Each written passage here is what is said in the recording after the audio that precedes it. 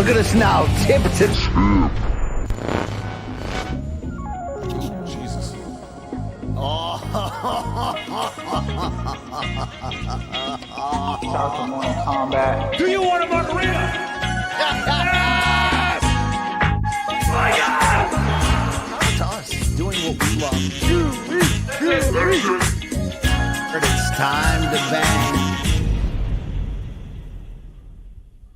Oh, yeah, it's the first of the month. Get fired up. Friday, August 1 of the 25s. And you're looking at the best damn combat sports show they ever put together. The one that won't die. And the one that really has nothing to talk about today. So let's just roll out the balls. Hey, it's Morning Combat. We're in the dead zone of combat sports this summer.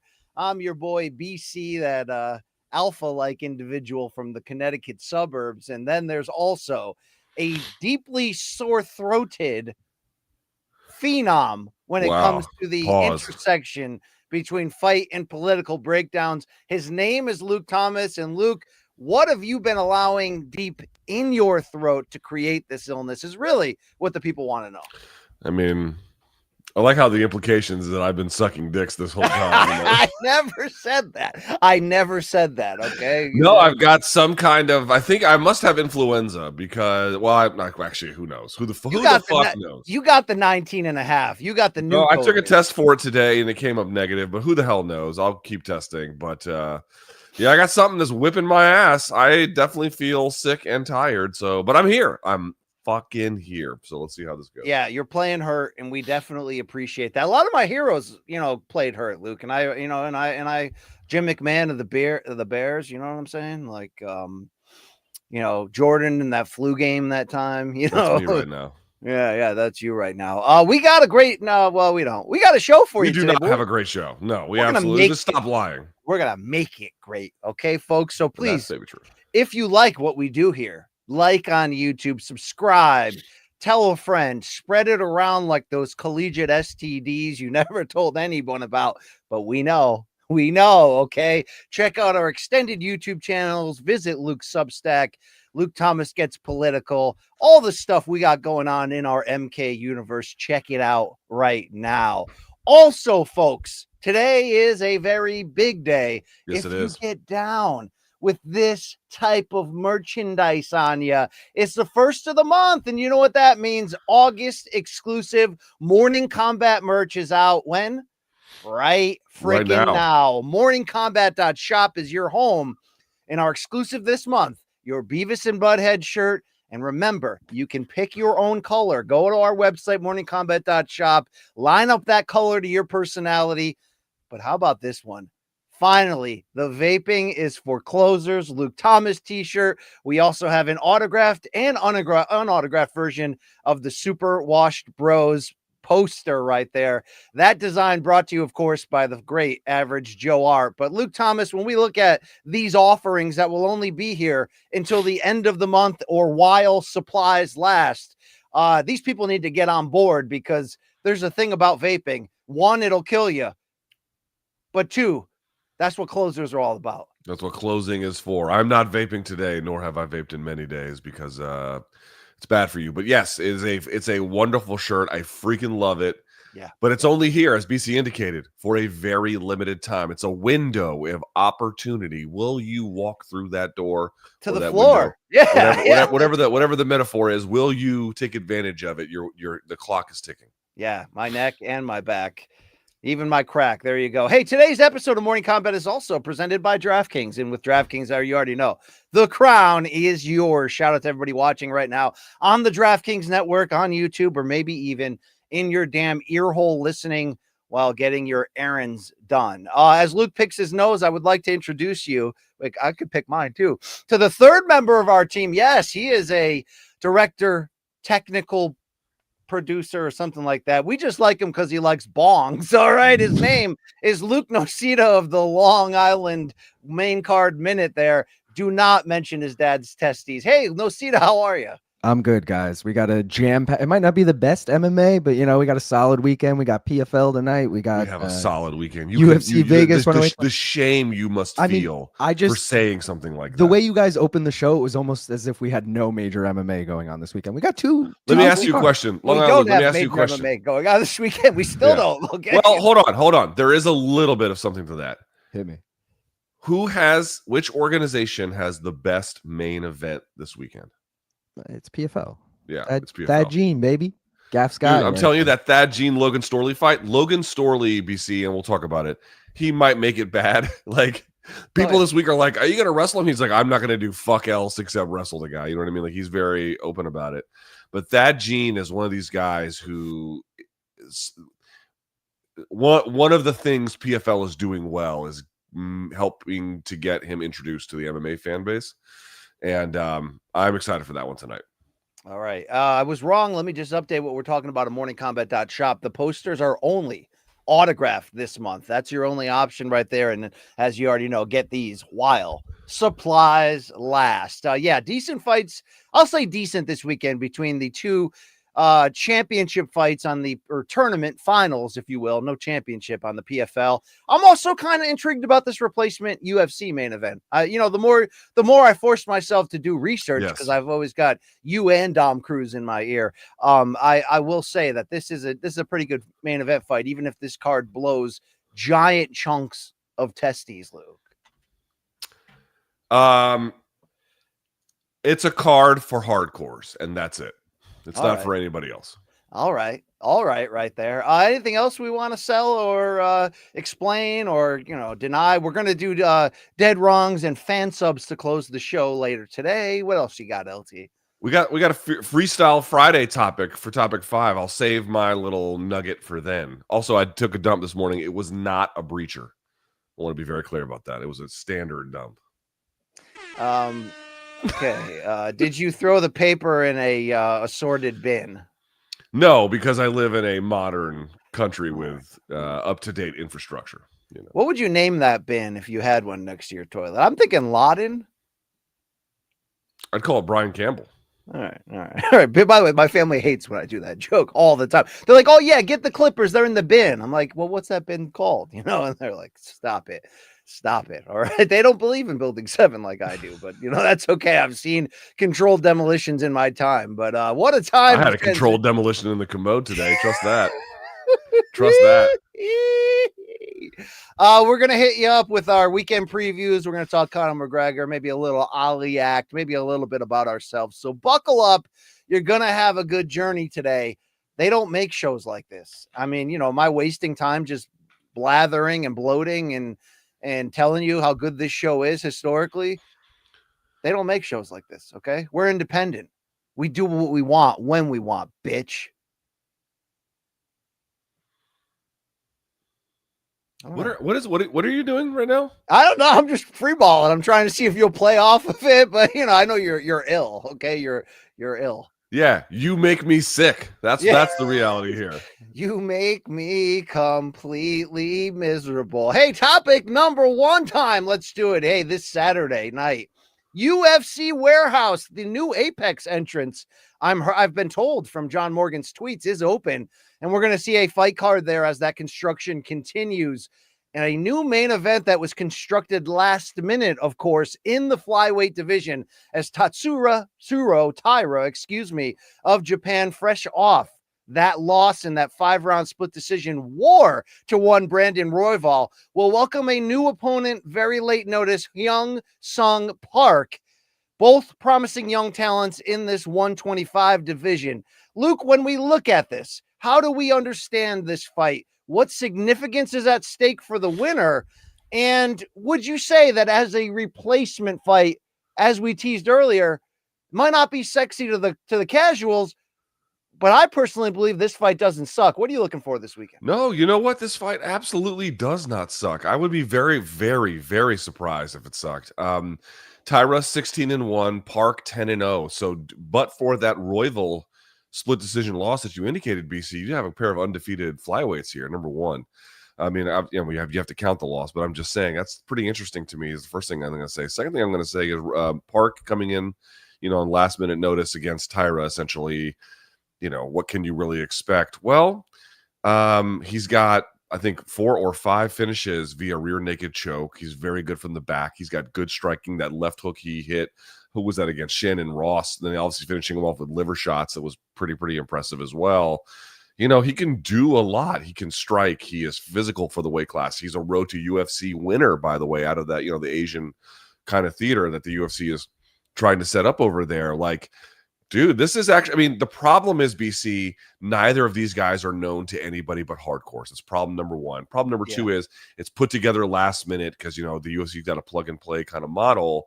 And then 3, in the case of Park, he obviously has looked very good, but we don't exactly know what his upside is. And not that we know Taira's either, but at least Taira's been tested against somebody the likes of Royval. So there's a lot that's kind of unknown about it. However, based on how good both of them are, how scrappy both of them are, and how well-rounded, especially in the case of Park, although Taira a little bit more submission-based than he is standing acclimated. But nevertheless, they've got threats essentially everywhere. This fight should be a banger, dude. This fight should be really, really fun.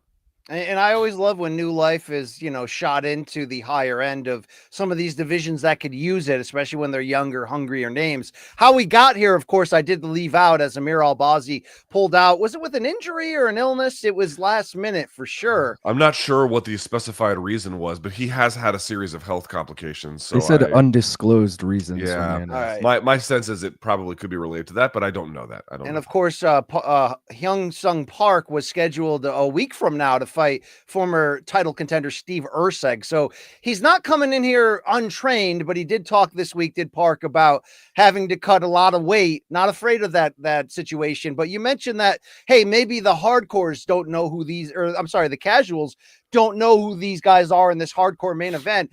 It seems that some of the media also doesn't know who they are. Here's an interesting moment from Media Day this week. Just talked about you're sharing this card with a fellow countryman and Tatsuro. Kaya Sakura made his debut in the organization last year. How is the growth of MMA in Japan, and how do you feel being one of the faces of the sport there? Actually, he's not Tatsuro. He's Park. I think you're asking him. Yeah. Yeah, no, he's sharing the card with Park, though. No, he's Park. He's Park. That's why I was. Yeah. I'm so sorry. Yeah. Jumping back to the quick opponent change. Is this worse than when Bryce Mitchell last week was speaking Arabic to the man who was a Russian reporter? I don't know, but he had the right guys in this case. He just had the wrong country. Park from South Korea, not from Japan. But Park is like one of those names like Silva in Brazil. It's like, if you see someone with the last name Park, there's like a 99% chance they're Korean. Just like if you see a combat sports athlete of Armenian descent, they're fighting out of Glendale, California, and there's nothing you can do about it, Luke. Hey, shouts to Vic Darchinian. Huh? That's what I'm saying. Yeah. Indeed. All right, Luke, let's talk about Tatsuro Taira, who I guess gets A-side privileges in this fight. 25 years old from Japan, had a 16-0 start to his career before that fight against Royval last October. Back-to-back stoppages against Carlos Hernandez, a common opponent between the two, and Alex Perez, a former title challenger. But in that fight against Royval, as gnarly as Tatsuro Taira was from a standpoint of willingness to take punishment and just keep coming back, Luke, we did have a rudimental problem with a lack of head movement or really any striking defense of any kind. Will that be addressed and changed heading into this matchup in your eyes? So somebody of this age, as we've discussed many times, often has the ability to make up ground in their deficiencies very, very quickly. But of course, that presupposes that they're working on it and that they tried and that this matters to them. And I have no idea if he's done that since then. I don't know how, if you're Taira's team, you look at the footage from the Royval fight and think like that's not the first and most important thing to fix. Because BC, you would agree, like, can he scramble? Yes. Does he have good takedowns? Yes. Does he have good submissions? Yes. Is he tough? Is he durable? Is he in good shape? Like, there's a lot of key ingredients that are already in place, hence some of his success and then the excitement that we have around him. But oh my God, he got shown up in that fight big time. to be deficient as it related to striking defense, and it really cost him. Dude, not for nothing, Park has good combinations, makes adjustments on the fly. He's got a phenomenal left hook. I got to tell you, like, you know, I have no way of knowing. I have no way of knowing what he's going to look like tomorrow. But what I can say is, if he didn't clean that up, Park's going to take his head off. Park can do it. Park has that kind of an ability. But what I think is more likely to happen, BC, this is just my official like sense of how I think things will go.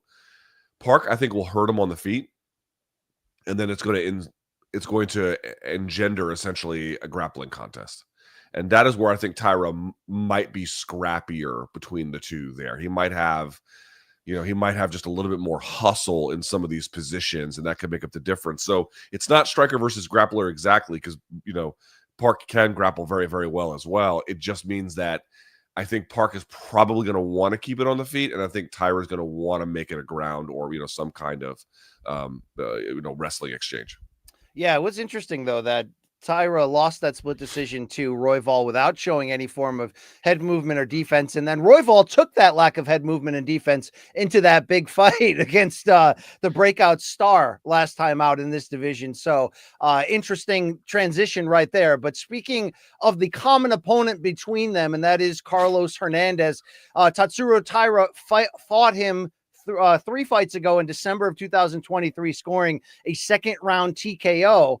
But Hyun Sung Park came back from a nearly 2-year layoff, initially fueled by a knee injury, to also face Hernandez this May. He finished him by rear naked choke relatively easy in the first round, just 2.5 minutes in, for whatever that is worth. But Park 10-0 overall, 3-0 in the UFC since his 2023 debut. And then, as you mentioned earlier, the back-to-back finishes on the road to UFC Season 1. So, Luke, why is road to UFC fights considered official fights? I don't know if they're official UFC fights, but Dana White Contender Series is not. And then you have Tough, which is an exhibition. I don't understand the difference. It might be related to commission rules in the places where it takes place. I'm genuinely, I'm not sure. I don't know. Okay. Hopefully you're gonna feel a little I'll bit make better, it. Luke. I'll make it. I feel fine. Fine's a strong All right, our word. I feel okay. DraftKings odds at the moment. I don't have them on my website. Long Island, Luke, do you have the DraftKings odds for this main event as we get closer to this tomorrow night? Yeah, so Taira's coming in at -360, Park +285. Interesting. It is That's late a bit notice. strong for me. I mean, it's late notice, but Park already had a fight scheduled, and a somewhat big one against Urseg, so it's not like he has been doing nothing here. But let's talk about Urseg, though, very different fighter than Taira. Taira, much more grappling based, like significantly so. And much more wild, much more Yes. unpredictable in that regard. True. So speaking of Taira, let's hear him talk about the biggest lessons he did pull from that split decision loss over 5 rounds to Brandon Royval last year. When you say working on your strength, you're talking about strength and conditioning, and is that something that you normally do a lot of, or is that something that you're starting to do more as you've progressed in your career? まあ前回 Yeah, the last fight against Rival, 5-minute, 5-round, the fight, that definitely made me realize I need to get better on conditioning and, of course, more on striking side as well. So I think I'm back now, definitely as a better fighter. That's great to hear. I was going to ask you if there was something that you took away from that fight that you could use as a positive, but is that the main thing that you realized, that you thought that your conditioning maybe was an issue, or what else did you take away from that loss? まあコンディショニングだ Yes, conditioning and striking for sure. But not just that, I learned a lot from that fight, and gaining experience as well. Now I'm fighting Hyun Sung Park, who's a younger opponent. So it's my turn to show the experience and what UFC fighters are. I can understand what he's talking about, having more experience, looking to bounce back from that loss and show it. Taira would go on to say he's got some big plans here if he can get a win, and that would be his countryman. Let's listen one more time. Oh, no, it's just the clip. Excuse me, my fault there. There is a Tatsuro Taira interested in fighting Kai Asakura at Saitama Super Arena. That would be a big one for the resurgence of Japanese MMA, but under the UFC banner. On the flip sside here, we have a Hyun Sung Park who is slowly learning English. but when he does speak in English, he absolutely brings it. In fact, he brings it to a level where we may have to call in our friends from Cuervo for a little shots fired.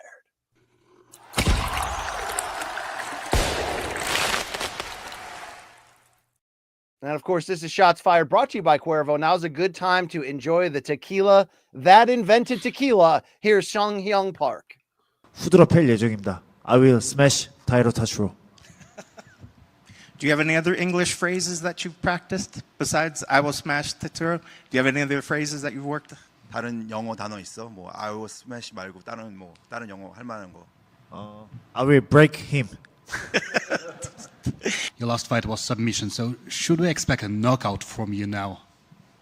내가 뭐 서미션 낙아웃 계속 이겼는데 이번에는 또 피니시를 시킬 건지. Yes, knockout. Which round? 몇 라운드? 2 or 3. Good luck on Saturday. Thank you.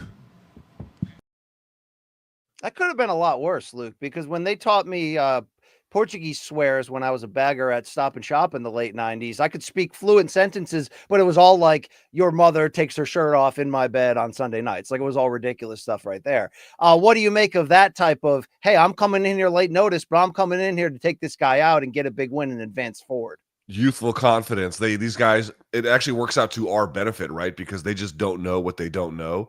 All these guys think, oh, yeah, you know, I'm in my mid-20s. How old is Park? I think 25, 26, something like that. 29, I believe. 20, is he really 29? Yeah. Yes. 29. Yeah, you're right.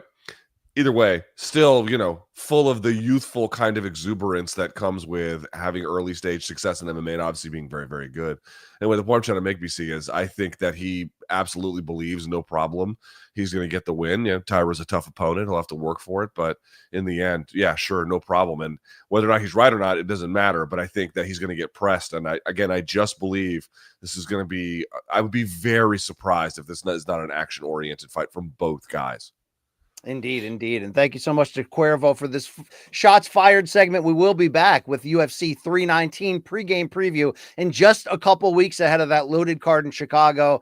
DDP versus Chimaev. Who will be the third man? You got to tune in to find out as we get a little bit more of that Devil's Reserve there from our friends at Cuervo. Let's go over to our betting expert, Long Island, Luke Nocita. Luke, we just laid it out. You've got a hungry, young, unbeaten fighter in Park here, but Taira's experience at the elite level does matter. How do you look at these odds in light of the quick turnaround, and where are you leaning this Saturday?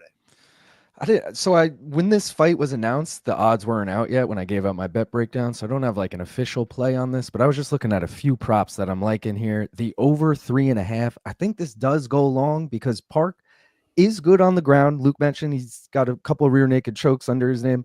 Also, he has 100% takedown defense. So if he can just stuff Taira's takedowns and this stays standing, I feel like it's a granted though, he's not fought someone who's as good as Taira for sure.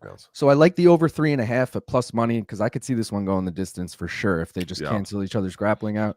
The other prop I liked is how about Park with a plus 13.5 point spread? So he has to win one round on one judge's scorecard, and that's plus 105. So as long as this goes the distance or he just wins outright, I like that as well. So those are the two. To push back, however, on your prediction of it going the distance, Park fought to a decision in his pro debut. His next 9 fights, all stoppages, including all of the road to and actual UFC performances. Right. This time, though, 5 rounds, he's going to have to balance that cardio. That's going to be a big part. Also, both these guys never been finished before. And like Luke said, Taira, big step up in competition. So I like it to go long. For sure. There we go. Luke, as you look to this, I don't want to make you speak at length here. You can even just give me a word. Who wins this one? I'm going to go with Taira. I just feel like I've seen more from him, which is not fair, but it's where we're at. But I will tell you, like, this one, if you saw Taira get, put out with a left hook, would not be surprising, or rocked and then submitted would not be surprising. Like, Park can absolutely do that. It's just Taira's a little bit more proven at this point. So I'm going to side with him, but I'm expecting a banger. I really am. Yeah, I'm leaning to the underdog here. I like the spirit that Park is bringing there. But Peace of mind is his nickname, BC. Yes, peace of mind. Either way, this does feel like a bit of a roll of the dice. Like it could go either direction. Two very young, hungry guys looking to attack. So going to enjoy this main event in the flyweight division. Now, even though the rest of this card, I have called it largely nubs, and I think it's from a lack of star value or name value, one of the worst Apex Warehouse cards we've seen in a while. Both of you guys did point out earlier this week that my casual ass needs to take a step back because we do have bangers on this card. We do have hungry action deliverers, and that's true in this lightweight co-main event as Mateusz Rebecki takes on Chris Duncan. They're kind of former teammates. They seem to not really like each other right here. At the very least, we've got to expect that these two are going to bang. Let's hear Chris Duncan talking about the new dislike and what he didn't like, the behavior of Rebecki in signing up for this fight. Let's check it out. You guys have some history in the gym, right? Yeah, so to be honest, I took this fight on a bit of a weird reason. So I had my debut 2000 and whatever it be against Omar Morales, but my opponent had pulled out before that, so I was meant to fight Mikhail Figlak. He was a Polish guy as well, and we had done my training camp, and Mateusz Rebecki was already in that in the gym. He went away, had his fight, he won, and then when he heard my opponent had pulled out, he said, "I'll fight you." We'd already been in the gym together, so I was a little bit like, we're supposed to be teammates. Yeah. So, you know, I told him on Twitter, I just said, get in line. Everybody's wanting a piece, so just get in line. So, you know, when this fight came about, later down the line, Sean Shelby sent his name over. I'm a guy who likes to give, and his wish was to fight me, so I gave him that wish. So, you know, I think it's a bad move on him, but, you know, I was happy to do it. He's a very respectful opponent. He was super respectful to me in the gym. And we're just going to go out there and clash. And I'm going to show him I'm the better fighter. It's just unfortunate we trained in the same gym. And I was also very fortunate that American Top Team were so professional in regards to, you know, keeping us separate from our trainings and stuff like that. So, you know, it is what it is. And like I say, I'm going to make his wish come true. That's interesting. He does say, look, we got along great in the gym, but I don't necessarily like how this fight came together. But he was the one that reached for it. It is interesting. Now, Duncan, you can hear that accent Scottish. He's 13-2 overall as a pro. He did get knocked out by Slava Claus in his Dana White Contenders Series debut. Came back a year later to get a win, 4-1 in the UFC since then, 3 by stoppage. Luke, what do you make of this little kind of beef between them? I think that it's the best we've got to talk about this fight from any kind of angle other than here's a guy versus here's a guy, you know? I mean, it's the damn co-main event, but yeah, we got two guys, Luke. That's what we got. Again, whether it deserves to be co-main event is another thing. It should be a fine fight. I think, I don't know how to pronounce his last. How do you pronounce the Polish guy's last name? Rebecki? So it's say it again, Long Island? Roundbetsky, like almost like the word ROUND in the front. Roundbetsky. I've been listening to all the fighters pronounce their own names on those media files, and that's how he says it. So that's what I'm going with. All right, I'm going to say Mateusz. Mateusz, to me, is the better fighter in terms of what he's proven between them, but he also just has a style BC where he has to labor a lot and he takes a ton of damage. Oh my God, does he? Yes. So you know, for that reason, I'm like, you never know here, but I just feels like there's not enough overlap in the training room for us to be like, oh, well, that the nature of the relationship in the training room will clearly have some kind of an effect on the fight. It's not really what that is. It's just kind of an interesting sort of footnote in a story about a fight that just has to happen. Rombetsky, more experience here, the 32-year-old veteran, 20-2 overall. He's also 4-1 in the UFC like his opponent Duncan, but we've seen his last two fights were pretty wild. He got knocked out in the third round for his only UFC loss against Diego Ferreira in May of last year, but came back in October in that absolute war, winning a 3-round split decision over the Mongolian Orobai, Miktabek. Dude, that was two zombies going at it. Are we expecting a return to that style of fight here? I just think, I mean, Orobai is to me definitely better than Mateusz's opponent on Saturday. Or Rombetsky, yeah, whatever you got, whatever you can say. That's yeah, cool. Well, you know, cut me a break. But anyway, I think that if he gets pushed there, he has no way of going any other place. I just don't know if that's what's going to happen on Saturday.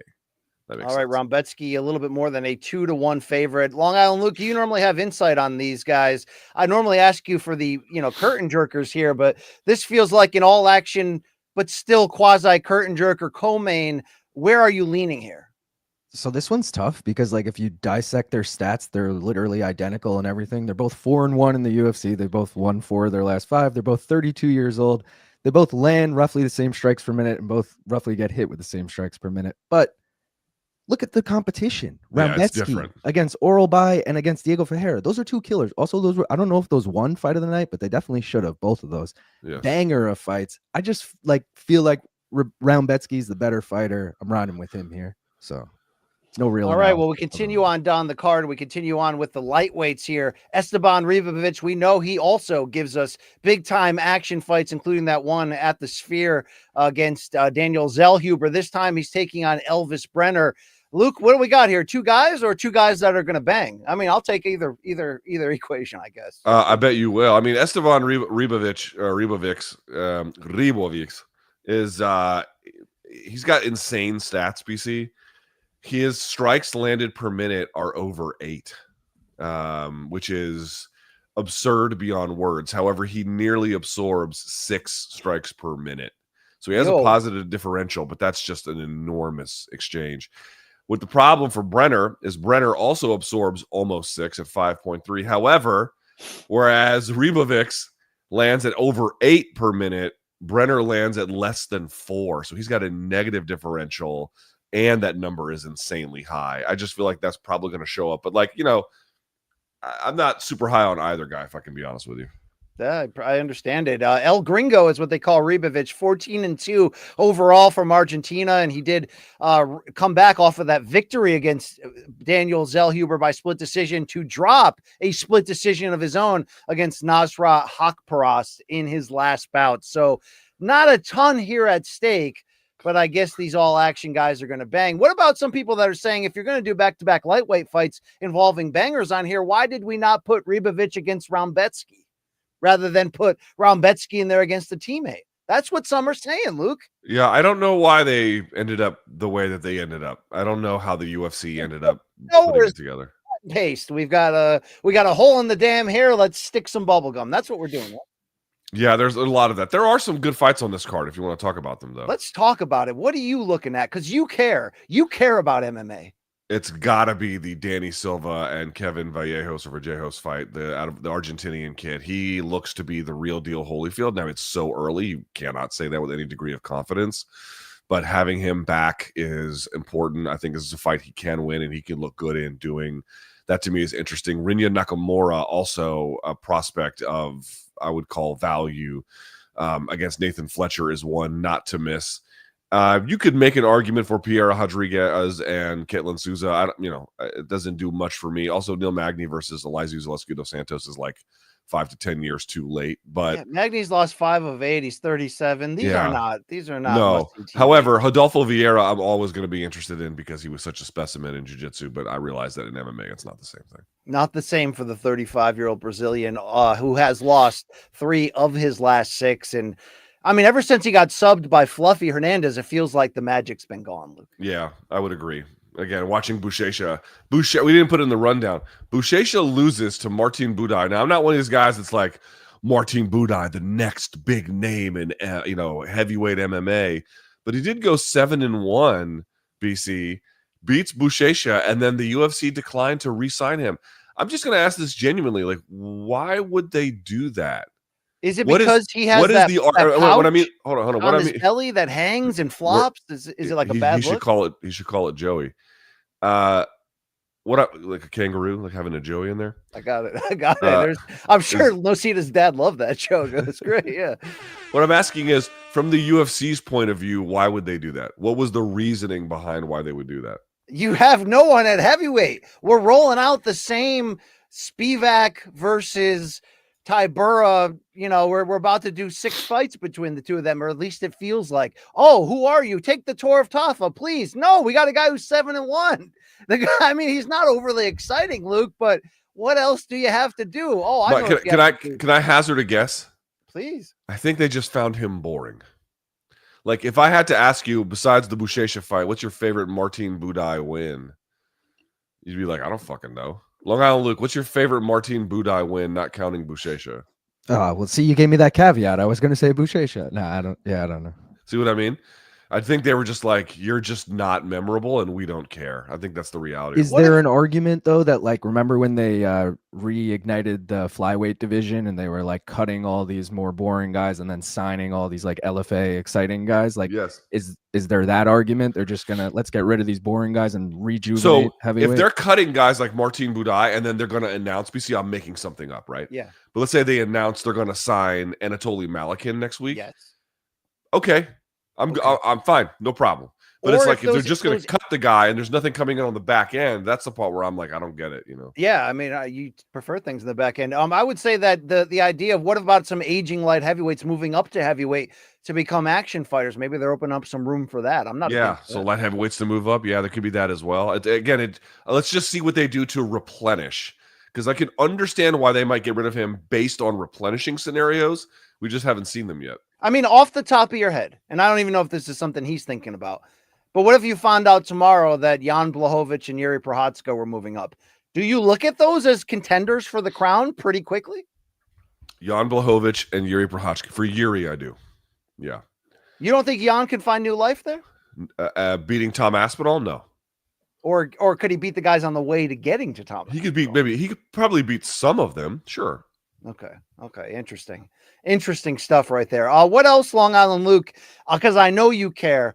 I know the main card minute is going to be rocking regardless of your boyfriend-girlfriend situation on Saturday. What else do you care about? Are you single yet? No, I'm reigning defending, guys. Also, boyfriend of the year shirt in the merch store now. Go grab it. Is your girlfriend one of these types that's like, oh, you've never met her, she lives in Canada kind of thing? Yeah, she goes to a different school. We've been over this, but no, dude, I feel like you guys went over every good fight on this card. Let's be real. This card it's nubs. This card. Oh, now it's nubs. I mean, dude, we went over all the good fights. We went over all the good fights. This card to me has one of this kind of potential, BC, where if you sat down and watched it, yeah, you would be like, hey, these fights turned out to be not so bad. Right. It's definitely got that on it, but it doesn't have any fucking narrative or sizzle. It's just, once again, it's UFC banquet food.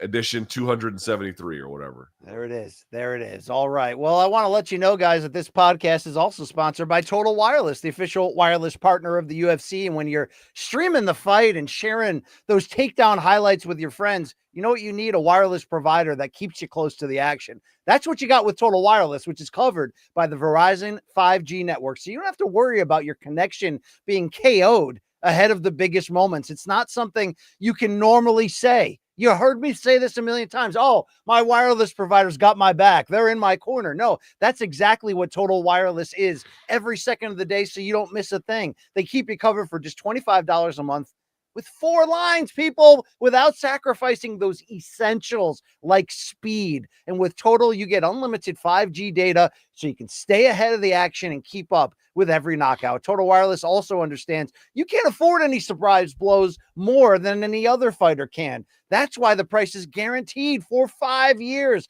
taxes and fees included. The best fighters do not make it to the octagon alone. They've got that all-in support along the way, the Coach Lattori behind them, if you know what I mean. It shouldn't be any different for you with your wireless provider. So right now, MK listeners, visit TotalWireless.com or visit your local Total Wireless store to learn more about how Total Wireless can be in your corner. 5G access requires a 5G capable device and a 5G service area. Monthly rate based on the Total Base 5G Unlimited plan for new subscribers and applies only to the monthly rate for your plan. Additional terms apply. See the website TotalWireless.com for more details. All right, let's transition into another bout of MMA. We've got it's this evening, a 9 p.m. main card start time from the famous Boardwalk Hall in Atlantic City, home to Arturo Gatti, home to WrestleMania 4 and 5, by the way. This time it'll be home to the PFL. And to whatever communicable disease I have inside me. There you go. Why'd you get that in AC? No, but I would imagine that AC would have it on, extensive supply. Yeah, they also have loneliness there. But what we're going to get is PFL 8, and what this will feature, is I wanted to say, but it's not true. This is like the world championship. Is it fair to say, Luke, as this card will feature the welterweight and featherweight tournament division championships, I guess, that what it really is this the championships of PFL USA? Is that how we're supposed to, read this, and that the winner will advance on to this world tournament of champions? I don't see. Here's the problem. The good news I about want the to PFL. know. Yeah, I don't even know, dude. I don't even get it. I really the don't. good news about the PFL product is that it makes no sense to anybody, even those who pay close attention to it. Yeah. So my understanding is this would not encompass necessarily, and I realize that PFL has divided in some ways along geographic lines, PFL Europe, PFL MENA, and the like. I don't think this explicitly follows that. I would say that the winner of this gets set up for a future like company-wide title championship. This will just be a tournament champion. Like you could win the Strikeforce Heavyweight Grand Prix. That actually is a separate title from winning the Strikeforce Heavyweight Championship. So it's kind of like that. I just want to say it one more time. Like PFL, please drop all of these extra tournaments upon tournaments upon tournaments and stop putting your best fighters in South Africa or other parts of the world and put them in there against one another for these championships, please. Anyway, these matchups are not bad, though. That will close out the tournaments in 2 different divisions, including this main event that we all like a lot. It will be for the welterweight tournament championship and that $500,000 cash prize, or maybe via check, or let's hope that check clears. I think it will, because Don Davis has been out getting big time investments from India, from Abu Dhabi. But what we have is a good PFL story, as 10-0 Thad Jean, a guy that we were really not talking about much entering this season. He went through the ass-kicking machine, Jason Jackson, by upset, and now he's got another Bellator alum in the case of Logan Storley. Luke, when you look at this matchup, 27 years of age for Thad Jean and that hot run to the finals, is he on the verge, in your opinion, of becoming one of PFL's key breakout stars if he can get past Logan Storley later tonight? I genuinely think he could be. Like, you guys know, when we get up here and talk about the PFL, most of the time it's like, hey, they're going to go out of business.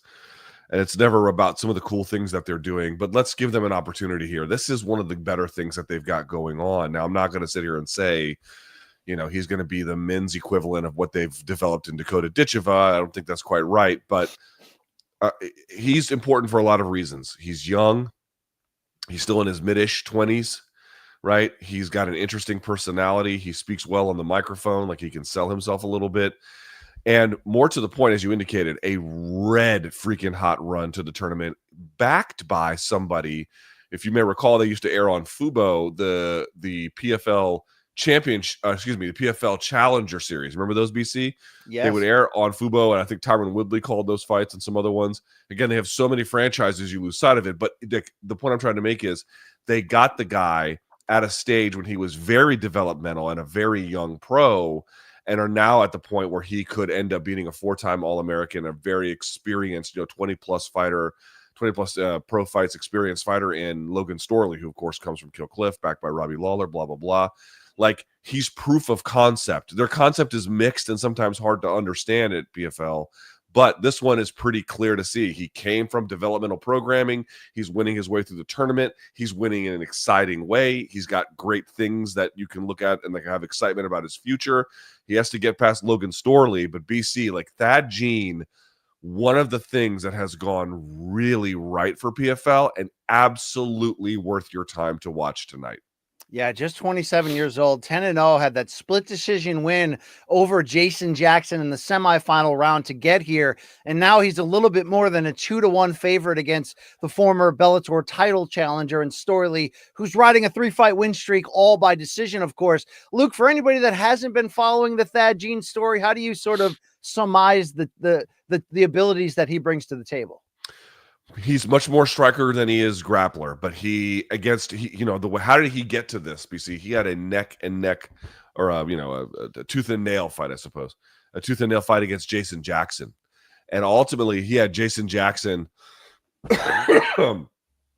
outgunned on the feet, so he tried to take him down and then manhandle him there, and Thad Jean just simply would not let himself get handled that way. Obviously, it was close; it was a split decision, but then before that, he beat Burkhamov in like devastating fashion dude, he's awesome. He's awesome. He's doing awesome things. He's surprising people. He's likable. He seems smart. He's young. It's like, man, like if you're gonna get excited about, I mean, what are the criticisms, BC, of the PFL guys relative to UFC guys? It's like, oh, they're UFC washouts, or somebody who's like a bit of a has-been. And this guy is the opposite of that. He's on the come up. How far he can go, I don't know. Logan Storley could easily, pop the balloon that he's trying to inflate here tonight. Yeah. But in general, there just appear to be so many reasons for optimism about it. And I think that's what I would like to communicate to the audience. I'll give them credit, from sort of casually following the PFL socials and the changes that they've been looking to make lately. They've really done a good job, in my opinion, presenting his story and showing you that this is a homegrown guy on the rise that you need to pay attention to. We've got some footage here of Thad Gene talking about his journey to get here on a recent podcast sit down. Let's listen in. Did you play other sports growing up? Yeah. What else did you play? Basketball. I played baseball for a season, and then I played football the entire time. So what, I guess, was it just McGregor that initially said, I'm gonna fight, or what was it that? No, it was an injury. It was a football injury where I tore my LCL, and I couldn't do, and I was running back, so I couldn't do the breaks on the outside because it shifted my knee out. And I was like, God, what do I do now? I was praying hard. God, what do I do? And then randomly, one of my brother's best friends told me about jiu-jitsu. I went to jiu-jitsu, and then I started really diving into what this whole sport was about. Yeah. I went into Muay Thai, and then I seen the next step of it was MMA. And then I seen Conor McGregor, and I was like, oh shoot, I really like this guy's mentality. It's like my own. He's going out there and he's doing what he's saying he's going to do, and he's not taking anyone's crap for it. And I'm like, oh, I love that. I want to be like that guy. If anything, I want to be better than that guy. And he's smart. He wears the right hats when he's supposed to. He wears the promotional hat when he has to wear the promotional hat. He wears the fighter's hat when he has to wear the fighter's hat, and he wears that business hat real well. So, I mean, why not? You don't want to look at his love life and things like that. Oh, no. I mean, yeah. We were just playing around there. Yeah, I mean, there's ways you can take inspiration from. Yeah, McGregor. I wouldn't call his alleged crimes part of his love life, but Yeah, but Gene's 6'2". You heard that backstory coming from football, fighting out of Fort Lauderdale. We got a little bit more about Gene's story. Let's watch this. What makes a Thad John fight a must-see TV? I'm next up. And when I say next up, here's the thing. August 1st, you're going to see why I say I'm next up. I'm going to be the first Haitian to actually win a pro MMA title. Haiti suck fat. A new law, dog. And that's what I want. I want people to see history in the making. I'm going to make sure that people see that faith, hard work, discipline, pressure, someone who is strong-willed, who talks the way he talks, but confident because of the faith he has, is the way we all should. I want to say all, but should just be confident in what you do. And I'm going to put that on display, that it's not just something only I have, but that we all have. We just have to bring it out. He's got a refreshing attitude. Those were appearances on love Hot it, I'm telling 97 you. and the spinning back fist pod on Barstool. Long Island, look, you do a podcast with former MK producer director, the great Gaffney Jim Pierre over there on the Main Card Minute. And that man backs Haitian. What'd you just say? The Haitian sensation. Yeah, he backs Haitians hardcore, from Andre Berto to name another Haitian. Is he on the Thad Gene rise or Jean rise as aggressively as I assume? So I think it's Gene, even though you would think it's Jean because he's Haitian, but he's born and raised in America. His parents are Haitian. I don't know. Either way, we're going Gene. Gaff's been on the Thad Gene. I almost said train, but then I went to Osborne. Gaff's been on the Thad Gene train since day one, dude. For over a year, he's been telling me about this guy. He watches every fight. Gaff almost got him for an interview early on. One of his favorite fighters for sure. He's going to be riding with him tonight. Gaffney Jim Pierre, excuse me for butchering that. He likes trains, but he just doesn't like to pay for sex. We can understand and appreciate that. Luke, on the flip side, we've got a great veteran here. Maybe not great, a very good at times veteran in the 32-year-old Logan Storley, who probably tore it up in his South Dakota hometown back in the day on a Friday night. I mean, that's a recurring joke that I'm sure is accurate.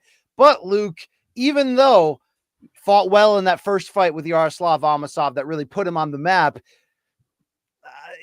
every time it was like step up time, maybe we didn't see him fully make that step up. Got a split decision win over Michael Venom Page back in 2022 to briefly become the interim Bellator welterweight champion at a time that I really thought MVP deserved to get his hand raised. Lost a much wider unanimous decision to Amasov in their 5-round rematch for the title. Since that loss, though, is 4-1 overall. Was knocked out by Shamil Musayev under the PFL banner back in 2024. The big theme entering into this, as you teased earlier, is that people are a little bit sick of Storley's wrestling-based only style. Asked about it this week, he says, I'm not going to change a damn thing.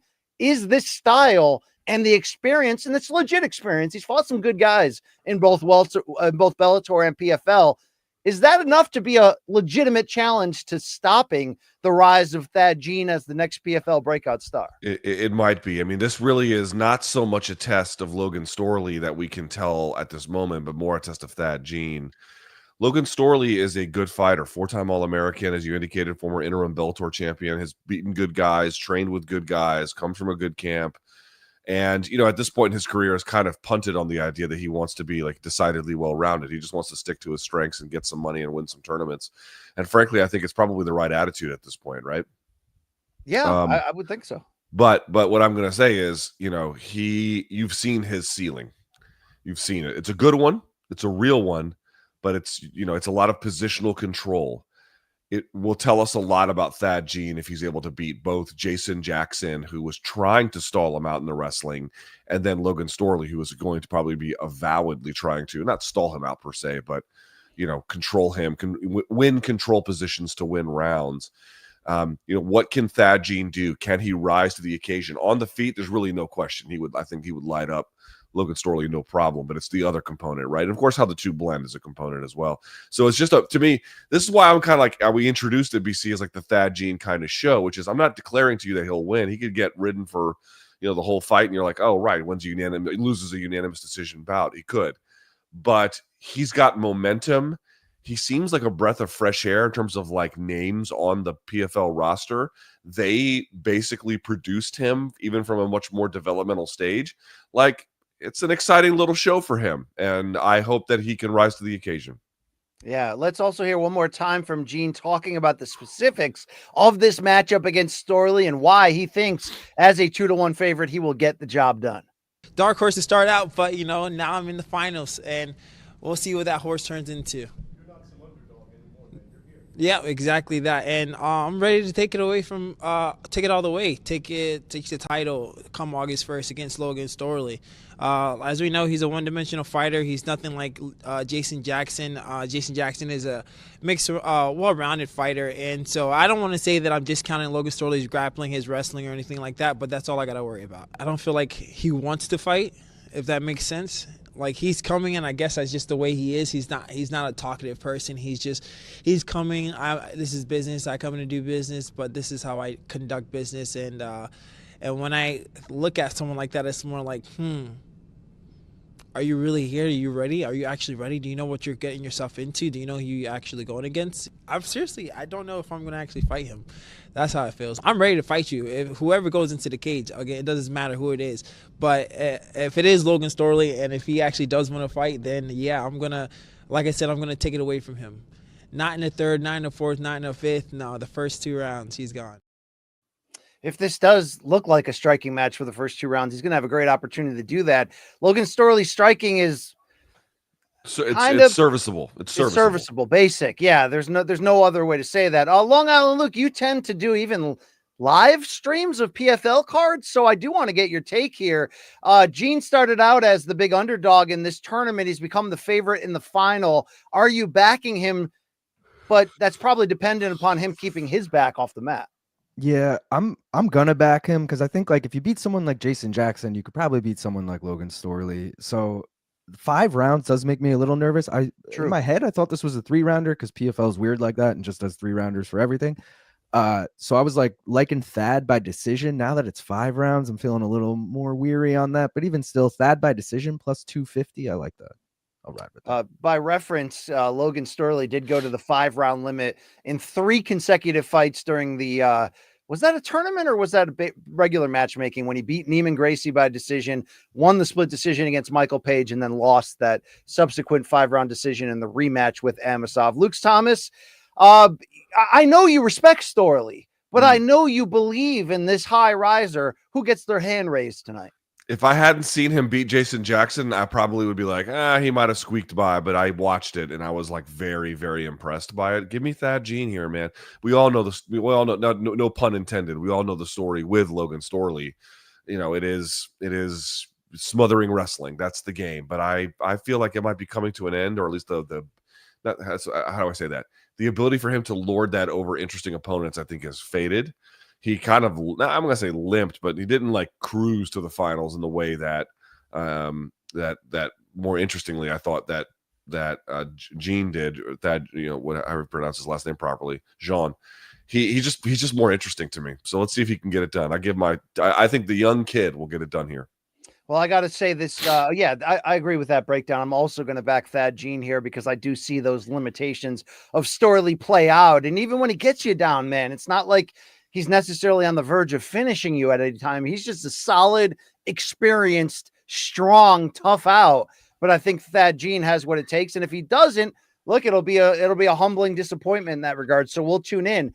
I'm expecting fireworks, though, in this co-main event, which will also crown a tournament champion, this time at featherweight. And Jesus Pinedo, the 29-year-old from Peru, is on fire. He'll be a slight betting favorite when he brings his 5-fight win streak, all by stoppage against Movlid Habulayev. Habulayev, the 34-year-old from Russia, who is 23-0-1, but did have that draw against Andre Harrison in 2019, followed it up with a TKO loss to Daniel Pineda that was overturned when Pineda tested positive for a banned substance. That became a no contest. Since then, though, you look at the run overall that Habulayev is on, it includes victories by decision over Lance Palmer, Brendan Loughnane, Chris Wade, 3 of the biggest veterans of this weight class, or in and around this weight class. And then you can further to his return after a 2-year break for what didn't he pop too, Luke? Is that why he took off 2 years? I don't remember. Failed drug test. So he was pulled from the 2023 season. But when he returned, he got that split decision win over Jeremy Kennedy and an all-action fight, and followed it up with a unanimous decision over Kim Tai Kwan. When you look at this matchup, Luke, the red-hot Pinedo against the solid hammer that this Russian is, what are you looking at? Dude, Pinedo is such a fun story. He had a very, unremarkable and short run in UFC, and even his first fight after that, I think he didn't win, but since then has been on an absolute tear. BC, he is, of the 4 fighters in this one, so in the main and co-main, Thad, Logan, Movlid, and now Jesus. Jesus is by far the most interesting. Or I should say, no, that's not quite right, but the most dynamic. I mean, you might say Habulayev, but he kind of eked across the finish line against Jeremy Kennedy, a good fighter, but still, I thought there would be some separation between them. No, absolutely not. Meanwhile, Pinedo has just incontestably improved. BC, I've just been blown away by what he's done. Let me pull this up just to sort of set the tone here, if I can, for just a second. Jesus Pinedo coming to us, by the way, just 29 years of age, and yet he's already got well into mid-30s fights. But BC, as I indicated, he lost to John Makdessi in 2019 in a very ho-hum kind of way, tried to regain some things, lost his first bout against Gabriel Braga in PFL, but hasn't lost since. He stopped Brendan Loughnane, famously the guy who Dana White didn't want to give a contract to, went on to win PFL, stops Bubba Jenkins, then stops Gabriel Braga. I was at that event. That was in D.C. That was the championship. That was the 2023 tournament. Yeah. That's right. Then he goes up against Adam Boric, who's a good fighter out of Kill Cliff, stops him inside a round. Then they do the trilogy with Braga, and then he stops him inside of 2 fucking minutes. Brother, ooh. I am telling you, Jesus Pinedo is a genuine kind of comeback story where at the moment he had the most visibility, which was his UFC time, he wasn't ready. Clearly was not ready. Now he's ready for his close-up. And I honestly think I rarely pick somebody from South America, particularly Spanish-speaking South America, over, someone from, who's got some kind of Russian last name. But I'm going to do it in this particular case, BC. I think Pinedo is the guy to win this whole thing.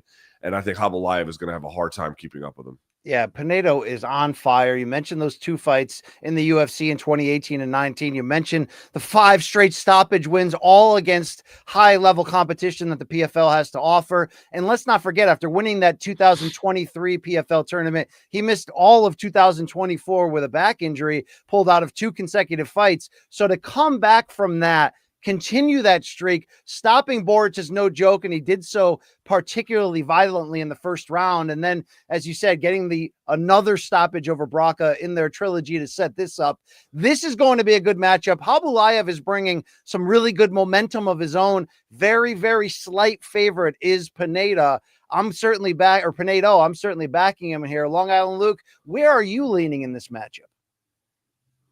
I got to go Pinedo as well. I mean, he's won the tournament before. He hasn't lost since winning the tournament, and he's won his last 2 fights by first-round knockout. I don't know if he gets the knockout here. Luke mentioned that Khabibulov Jeremy Kennedy fight. Like, I thought Jeremy Kennedy won that fight for sure. Yeah. So now it's like, all right, he's arguably 1-1 in this tournament run. Do we really trust him in the final? I got to go Pinedo, probably by KO, honestly. After this, there's a bunch of other fights, but I don't think they have any significance. Am I right, Luke Thomas, right? The ones after that. I mean, again, you can make an argument that PFL has the best main and co-main, but after that, it's like, oh, no, there is one. There is one fight that you should pay attention to, BC, if I may. It is, hold on, I'm trying to pull it up here. It is Jordan Newman taking on Eslam Abdul Basset. I don't care about Abdul Basset all that much, but Jordan Newman, not human, is his nickname, 7-0. A Division 2 or 3 wrestler. I'm not sure which one, but he looks like a really interesting, fun prospect. Undefeated. Keep an eye on him. Indeed. Good stuff right there. Let's go to topic number 3 as the discussion continues after a TKO inspired bill was created by bipartisan congressmen looking to get it voted upon this fall to amend the Ali Act and ultimately, at least from this side of the opinion stance, really open up the door for Zuffa Boxing and fellow UBOs, as it would, to come into boxing and essentially have a UFC style rule in terms of the regulation, in terms of so many different things. Well, what is our update? One of the original architects of that 2000 Muhammad Ali Boxing Reform Act, Pat English, a well-respected attorney in boxing, recently spoke out against the TKO proposed amendment that's been introduced to Congress.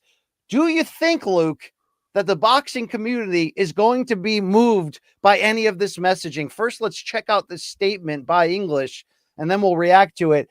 This is from a tweet from Eric McGracken, who, like John Nash, has also been, and Zach Arnold, been on top of this story. As an individual, English said, who was heavily involved in the drafting of the Professional Boxer Health and Safety Act and the Muhammad Ali Act, and who has an extensive boxing resume, I feel that I am uniquely qualified to comment on the proposed amendment to the acts. When John McCain and his staff drafted the acts, there was no agenda but one. That agenda was to make boxing better, safer, and more fair to boxers. There was no intent at all to favor any single promotional entity. That is not the case here. The clear intent is to favor a single promotional entity. The bill was substantially drafted by lobbyists for that entity, to wit Zuffa and its various subdivisions, end quote. And just to remind everybody, this was not presented to the fighter committee that the Association of Boxing Commissions has. So they sort of somewhat sneakily went around that in full support of it. Mike Mazzulli, the head. So we got a bunch of issues here, Luke. I did listen to a lot of the content this week. That was great stuff, including Boxing Esquire podcast host there. Man, I always forget my man's name in real time. Kurt Emhoff. Thank you. Yeah. And one thing Emhoff said about that 2000 update to this act, which put Muhammad Ali's name on it, was that it was almost exclusively created aimed at Don King, who at that time was really doing some shady stuff behind the scenes in an effort to try to become not just the lead promoter in the sport, but almost take over in his own soft monopolizing way. That's the reason why that thing got shot down. So to see it all these years later get opened back up for one promotion, it's definitely going to ring alarm bells. What do you take away from what Pat English said right there?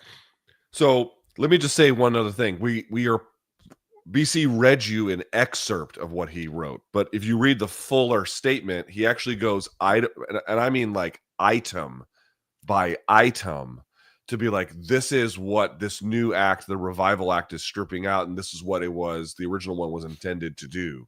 So like all the things that are missing and all the things that are clearly, you know, not on the, I mean, it's above board in the sense that they're trying to use the legislative process, but, you know, what are they trying to use the legislative process for? So he itemizes in the most specific ways the things that, you know, this act would essentially cause, you know, what's missing from it.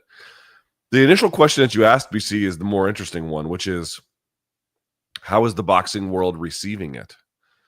And I definitely can detect that there is not necessarily strong sympathy for TKO. There is a lot of consternation about Dana White specifically getting involved in boxing. I see a lot of people being like, you know, keep Dana out or something like that. You know, he's become obviously a target in that way. And, you know, a general distrust of the UFC exploitation machine. Like, I definitely have seen that. However, I don't know what that's supposed to mean. I mean, understand something. TKO is not asking boxing's approval to do what they want to do, right? They're not going to various gyms. They're not talking to trainers. They're not doing any of that stuff, being like, you know, is this something we could get you on board with? They're just doing it. And the people whose permission they are asking is essentially Congress. And Congress, you know, we'll see how the vote inevitably goes, but I think it'll probably go their way. Like, they're not, you know, people being like, oh, if enough people in boxing make noise, it will have an effect. Only if it affects the voting down the line. But like, they're not interested in getting boxing's approval. And if anybody who's watched them work in MMA, whether it's, you know, going to Reebok gear or any other decision that they've made, they don't ask the opinions. They just do what the fuck they want to do, and then everything else follows thereafter. So, you know, is there enough coordinated resistance to affect how the voting goes? It's too early to say. I suspect probably not. The only thing I would, you know, ask people to take a look at is, as somebody who has lived in a very, very, very brief time, you know, spent a little bit of time on Capitol Hill watching how laws get made, you would have to have some kind of coordinated resistance to really give yourself a chance at stopping this, right? You'd have to have some kind of activist group or some kind of, at a bare minimum, ad hoc group come together, and they would have to do a lobbying strategy. They would have to do a media strategy. They would have to have a Capitol Hill strategy about which senators or congressmen you're going to talk to, and what, you know, and there's none of that. It doesn't exist. Like, only one group is doing that. It's the group that's trying to change the law. So, BC, maybe you disagree. I feel like I am definitely seeing verbal commitments to, or I should say verbal concerns about what TKO is doing. But in terms of pulling any of the levers that are meaningful in getting them to stop, nobody's doing anything.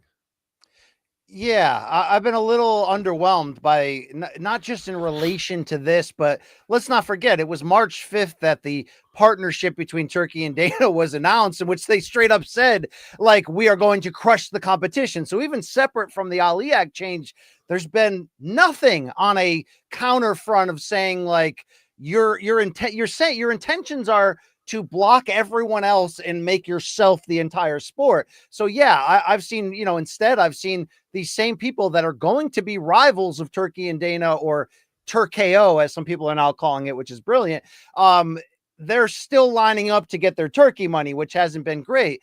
I am seeing, you know, the people you would expect to have a soul in boxing stand up and speak out against this. I've really been shocked at the lack of mainstream media doing that. You know what I mean? Boxing scenes doing that. We're doing that. You know, we're getting a lot of people out there, all those great names I mentioned, who are known for telling the truth on these stories.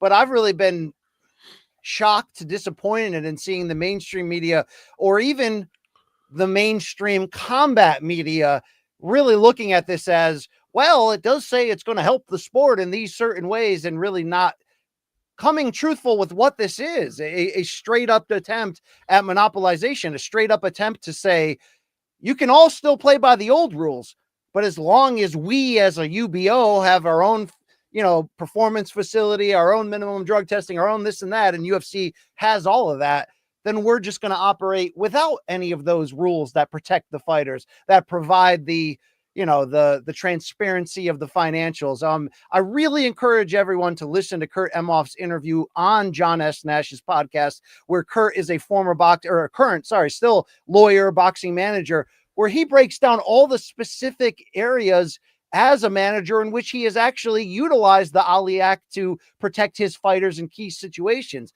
For everyone whose knee-jerk response is to say, well, yeah, the Ali Act doesn't actually enforce this or that, or it really hasn't done this or that. I mean, it goes back to that thing you said on MK once, Luke, about that. I forgot what you called it, but with the fence, and you removed Chesterton fence. There Chesterton you go. Fence, yeah. And I thought that was brilliant in the idea that it's obviously there for a reason, to prevent strong arm takeover.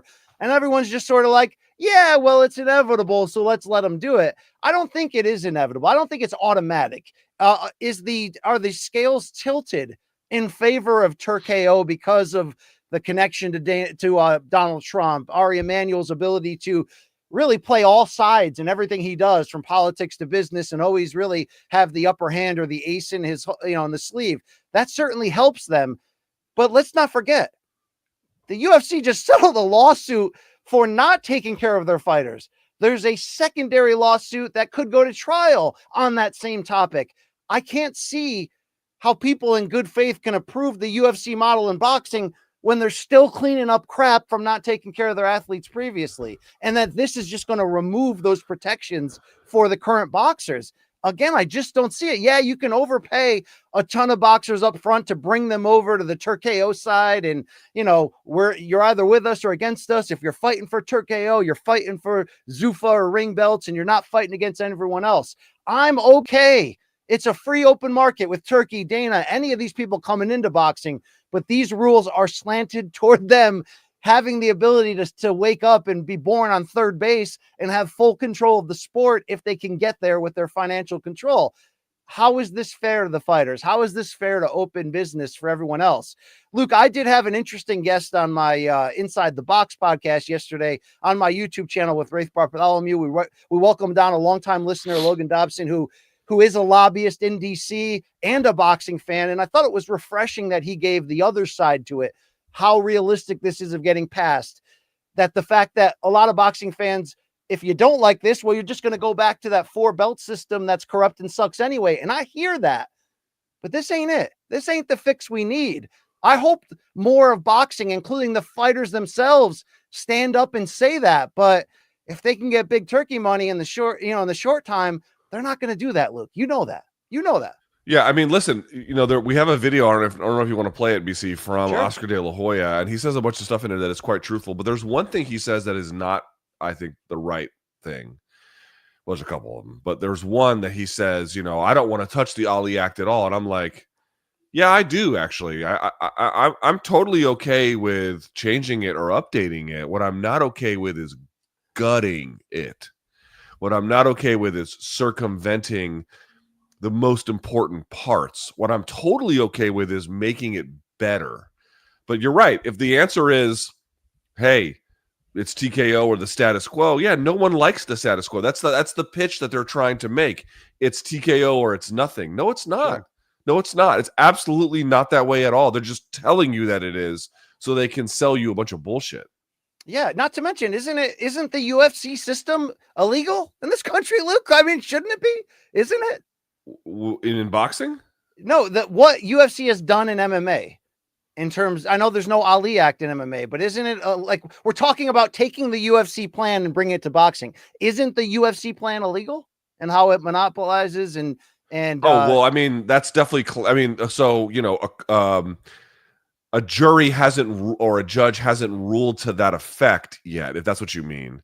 But Judge Boulware has, the judge who was in charge of the class action lawsuit, has absolutely been clear that they used their market power that they had acquired from their monopoly to, engage in, I won't call it wage theft, but wage suppression among a number of other harms, all related to the market. Like it's not.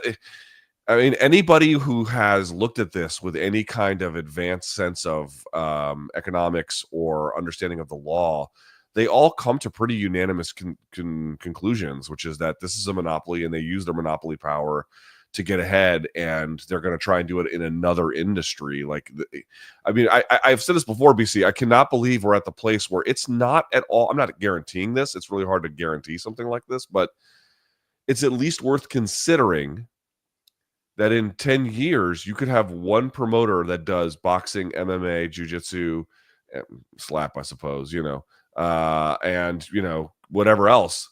Like, all of it comes from one entity. Dude, that's like dystopian as shit. Yeah. And that's what people want because, well, I've really enjoyed the UFC over the years. The best fight the best. Yeah. How happy are the fighters? I mean, it's interesting. Let's go to Oscar De La Hoya, who, of course, most Thursdays puts out his largely comedic Clapback Thursday video in which he takes shots at his He does not rivals. show his dong in this one. Yeah, Sweet, no dong Jesus. in this game. And we're not certainly advocating for everything Oscar says in this video or in general. Oscar's a wild man. He's all over the place. But he's standing up for the sport right here. Let's watch. Your favorite time of the week again. Time for the only segment in boxing that gives you the facts and makes you laugh. It's Clapback Thursdays. So it was reported last week that the TKO group is attempting to amend the Muhammad Ali Act, and the writing is on the wall. Fighters beware. The Ali Act was put into place back in 2000 to protect fighters by assuring them financial transparency, contract fairness, protecting them from other conflicts of interest, etc., etc. AKA, it protects fighters from being taken advantage of. In the fifth, my ass goes down. And now, of course, as TKO prepares to enter the boxing space, the first thing they want to do is change this act and leave fighters vulnerable. TKO needs this to change so they can implement the exact same unethical business tactics in boxing. It's strictly business. That they used to create a monopoly with the UFC. Was all this legal? Think about this. The UFC was sued by their own fighters for this unethical shit. They recently settled on a $375 million antitrust lawsuit. Absolutely fucking not. Over claims they used illegal practices to suppress fighters' wages. You guys are getting paid? And rival promoters. Their own fighters sued them over this. And after all that, they're coming to another sport and trying to do the exact same fucking thing. Look, Dana White is douchebag of the year, always flaunting his relationship with President Donald Trump and is very clearly banking on this getting pushed through using that connection. Feels like it's a bribe. So to make things easy to understand, this new league TKO is planning on paying fighters whatever they want, which will likely be pennies on the dollar based on the existing UFC model. The same model that leaves their fighters in broken bodies and empty bank accounts. Spare some change. The latest heartbreaking example is former UFC fighter Ben Askren, who needed a double lung transplant and couldn't afford it, so he publicly had to ask for help. None of these people like Dana or anyone stepping in. This is exactly my point. They don't give a fuck about boxing. Don't be foolish. We both know the name of this game. And it sure as hell ain't pugilism.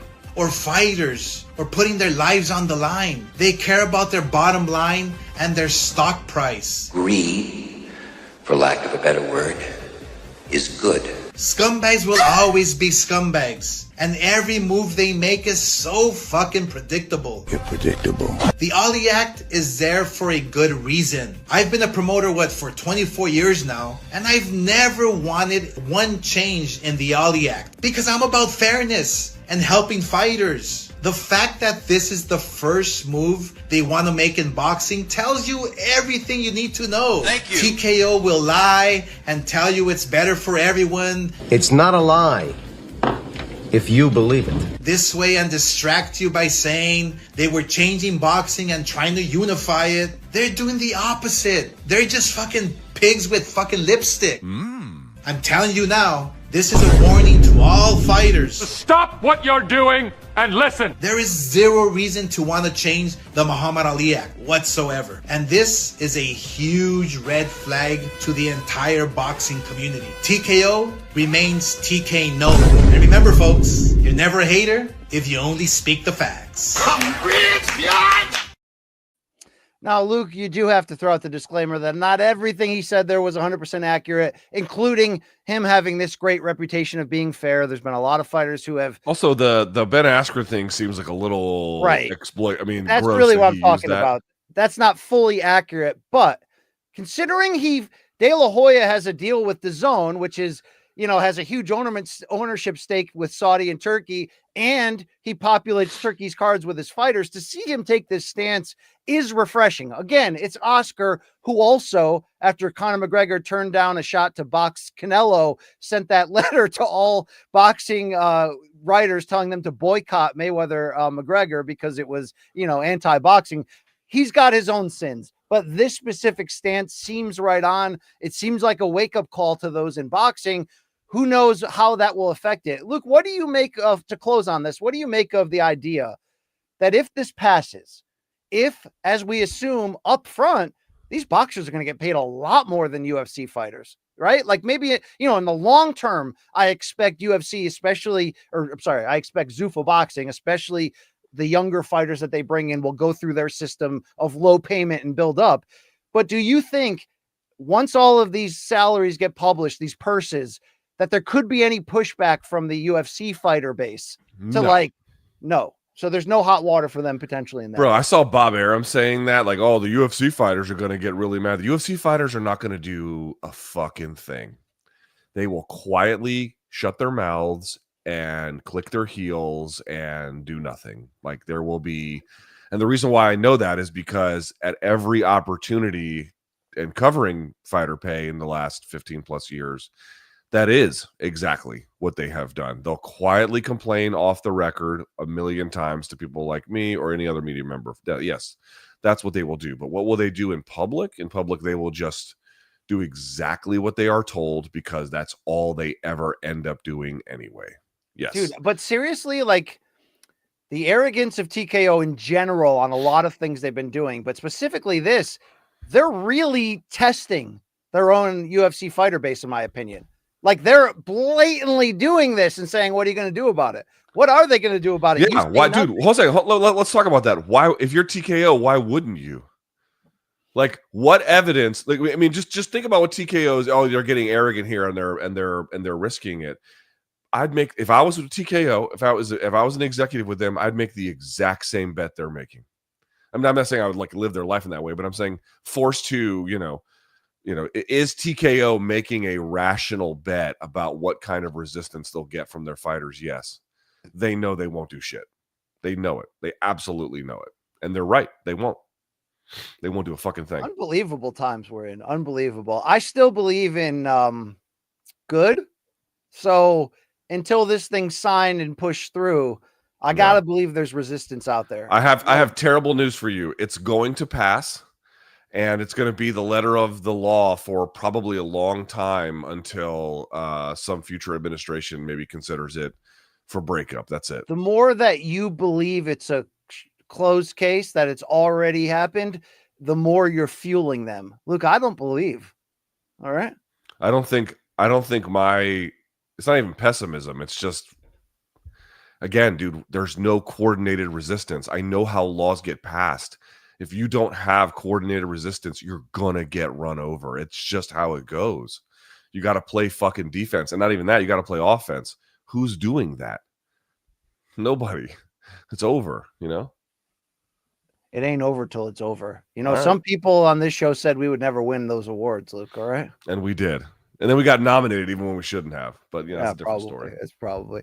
Maybe we only got them because of our aggressive fan base. But shout out to those people just the same. Let's go to topic number 4. Conor McGregor back in the news because he was back in court, losing his appeal of being held liable for sexual assault in the civil Nikita Hand case. McGregor wasn't even in attendance for this appeal after 3 judges unanimously ruled against him. What happened to this case and the promise of the fresh evidence that was not emitted, not presented to court after that couple turned their back, Luke. And where does that leave this case going forward as McGregor takes another very public L and will now have to pay the legal fees upwards of $2 million for Nikita Hand? Yeah, so it's more than that. We found out today that Nikita Hand, as you indicated, first of all, I want to be clear, but I've seen this weird narrative that like Conor didn't get a chance to do this or didn't get a chance to do that. And it's like, he got every opportunity that the Irish legal system would provide someone in his circumstance, and he keeps getting his ass handed to him. That's not the same thing as like, oh, I didn't get an opportunity versus you got a precursor opportunity that you manifestly could not qualify for, and then everything downstream after that didn't come your way. I mean, it's just so weird to me. It's like they keep giving him opportunities to do things, and he keeps not having the ability to do it. This appeal is chief among them, which is, as you indicated, there was two basic grounds that they were arguing yesterday, or at least trying to argue. One was initially going to be, hey, so understand what happened, right? Nikita Hand goes and checks in on the night of December 8th or the December 9th, whatever the day was. And she's covered, according to the intake nurse at the Rape Crisis Center in the hospital facility, that Nikita Hand is like absolutely covered in bruises, head to toe, some of the worst bruising she said she'd ever seen in her life. And this is somebody who works in, trauma centers, right? And so there has to be a theory of how that got there. And Nikita Hand and her team, they allege that Conor McGregor sexually assaulted her in a hotel, and that during the course of this, that she was, physically assaulted beyond the sexual assault itself, and that accounts for the bruising. During the initial trial itself, or the hearing, or whatever you want to call it, I'm not sure what the proper designation is. Again, it's a civil matter, not a criminal one. But Conor's team tried to argue that, she went on a bender and who knows how she got it, which of course we see, yes, people who go on benders have like disheveled and fucked up appearances, but not the kind of like medically serious and very highly specific bruising that she had. And so they basically, the basic reality is that Conor's team had no theory for how she got that. That, among other reasons, I think is why they ultimately sided with Nikita Hand. So for the appeal, it was two different grounds. One was he was initially going to have this couple who claimed to have seen or heard Nikita Hand's boyfriend at the time physically assault her. They, at the very last minute, withdrew their evidence to the point where now the court has referred the matter to investigators to see if, the law was followed there. Yeah, perjury or more, potentially. Yeah. And then on top of it, he tried to argue on procedural grounds that, essentially that the judge in the first case did not make it clear to the jury about whether it was assault or sexual assault in terms of what they were adjudicating, which all three members of this appellate court were like, this is a ludicrous charge, and they threw it out, didn't take it seriously at all. So again, he was supposed to introduce fresh evidence and had the opportunity to do so in this appeal and could not do it. So where does it stand? As you indicated, not only does Nikita Hand win this one, so now she's 2-0 against him, but more to the point, he has to pay her legal fees, which were €2 million. But the latest update is that as of this morning, she's now suing McGregor again, and she's suing the two people who had claimed to have heard her been assaulted by her then boyfriend, which again has gone up in smoke. She's now suing all three of them for damages. And I guess part of it might be that, again, I haven't seen exactly what she's claiming, but I believe what she is claiming is partly that the legal process that they tried to use, they used it in either an illegal or unethical way. I mean, again, I'm not exactly sure how that goes, but that whole thing. There's every reason to believe that she will win. Like every time Conor has a chance to introduce evidence according to the court system, he can't, or he does, and it's unpersuasive. So he could appeal to the Supreme Court of Ireland, or their version of it.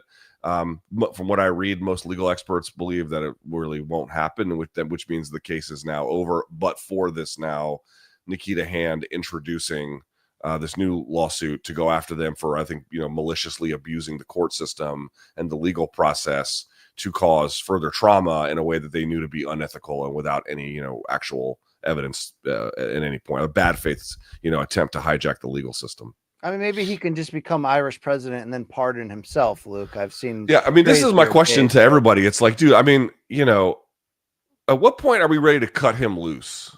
You know what I mean? Like, and I know what the answer is. Well, they need headliners and fans still like him. And I'm like, first of all, why? Like, why? He's not relevant as a fighter, and as a person, he appears to be really close to irredeemable. And more to the point, like my question is, like, if you're not ready to cut him loose, how much further are we talking, BC? Like how much further is it? I don't know. Let's listen to Nikita Hand's statement to the media outside to put a bow on this. To begin by thanking my legal team, the Great Crisis Centre, the 3 judges who delivered the decision today. I'm also deeply grateful for everyone who supported me, those who believed in me and stood by my side throughout this long and painful journey. This appeal has re-traumatized me over and over again. Being forced to relive it, what happened has had a huge impact on me. To every survivor out there, I know how hard it is, but please don't be silent. You deserve to be heard. You also deserve justice. Today I can finally move on and try to heal. Thank you. Do you have any message for Conor McGregor? No. Nikita, how does it feel to be comprehensively vindicated? It's kind of hard to hear there, but she would say that this re-litigating this, going back into the appeal, brought back the trauma on, all over again for her, and she's speaking out for other victims. Man, yeah, how the mighty have fallen.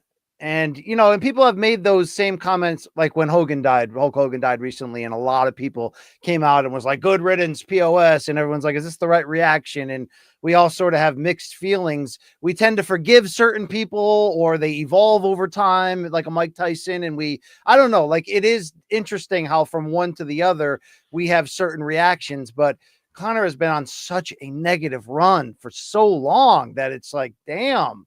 I mean, outside of like being a pretty good, out of control, drugged up promoter with BKFC, what has he added lately, Luke? What is he doing positively? It's pretty rough. It is, if not on the verge of, or already long past the type of go home heat where it's like, I just don't want to see him around anymore. But I just think it just makes MMA look bad when they can't say goodbye to guys like this. Well, he's not going away. He's back in the pool. He's training again, meaning the drug test pool. And if it's up to him, he's going to be fighting on the White House lawn, Luke. And if it's he's probably right. I just think that the community, it's like, I genuinely mean this. I don't know what you're holding on to anymore. He's both not good and also bad. Like what what's the appeal? Yeah, that is interesting. That was topic number 4. We'll close this week with a fun Luke and Thomas inspired topic that I had a lot of difficulty with. I think that speaks a lot of who I am lately, Luke. But here it is. It's not F It Friday, not Rip It Friday. It's Freestyle Friday, right? Because, we ain't got shit to do right now. So, Luke, why don't you start? Tell us one thing going on in your life right now that's important to you and has nothing to do with combat sports. So let's put up the graphic, or not the thing I sent you, Long Island Luke. Here it is. Los Angeles no longer ranks as worst U.S. city for traffic. And if you look below, Washington, D.C. has overtaken Los Angeles as the U.S. city with the worst traffic in the annual rankings from Consumer Affairs. Now, I don't know what the Department of Highway Transportation and Safety would say. It's something like that. But, dude, driving in the city is terrible now. It's like, it's always been bad, but it's really, really, really, really bad, to the point where it's like genuinely fucking up my mental health, because to get across town for a doctor's appointment, or, to go to the grocery store or anything, again, I can go to the dentist, but I just take the metro. But if I got to take groceries, I need, I can't walk it. I need to get a car so I can, load it up. I got to feed a family. So BC, I made a choice. This weekend, assuming I don't die of complications related to, this communicable disease that I have, I'm going to go get an e-bike. I'm going to make I'm going to make that leap, and I'm going to use my e-bike to get around town for my mental freaking sanity. Are you going to wear like boy shorts while you e-bike around, Luke? I'm going to wear dad shorts, cargo shorts, beef jerky, sandals. I don't have sandals, but I'm not going to give a fuck. But dude, I can't take it anymore. How is it worse than LA? LA is just like, it's just unbelievable. I mean, so is South Florida. That's some really bad traffic too. South Florida has surprisingly bad traffic. But dude, like, even from getting from here to my kid's school, my house and my kid's school is a mile away. And if you don't play it right, there are 3 different bottlenecks you'll run into, and it drives me nuts in the morning. I can't do it anymore. Drives me nuts, right? Yeah. Yes. Yeah. Yeah. So anyway, I'm gonna get an e-bike this weekend, and I'm pretty excited about it. All right. All right. Look, I had a big problem with this because it made me really look in the mirror and say that outside of combat sports and my ambitious lust for boxing broadcasting, I've really painted myself into a corner, no pun intended, due to my painting side hobby, of really being all about the job and the fight game and nothing else lately. It's actually a topic of conversation between my wife and I, leading me to like, man, I need more hobbies in life. I need to live my life more, not just the professional life I do in podcasting or in calling fights and writing and all of that. So I actually had some trouble with this, but one thing I've been throwing around for a while is the idea of really going all in on my music passions and creating a music podcast, potentially even with Aaron Brunstetter as my co-host. So I'm certainly exploring that possibility and potential right now. And I got to say, this summer has been, with my kids on the verge, my twin sons on the verge of their senior year in high school coming up, the college tour scene this summer has been, I'm having way more fun than they are, Luke, because you already know I was a community college and commuter for your school dropout. I never got to actually live that experience. I'm pulling over all these tour guides and being like, what's the party scene like? I need details. I need information. All right. I need to know if my kids are going to thrive here and all the way. Bro, they're sending out Amber alerts after you leave campuses. All I'm saying is, I mean, like, dude, like I used to go party at UConn in the 90s, back when that was the kind of school that like you only went to because you had to.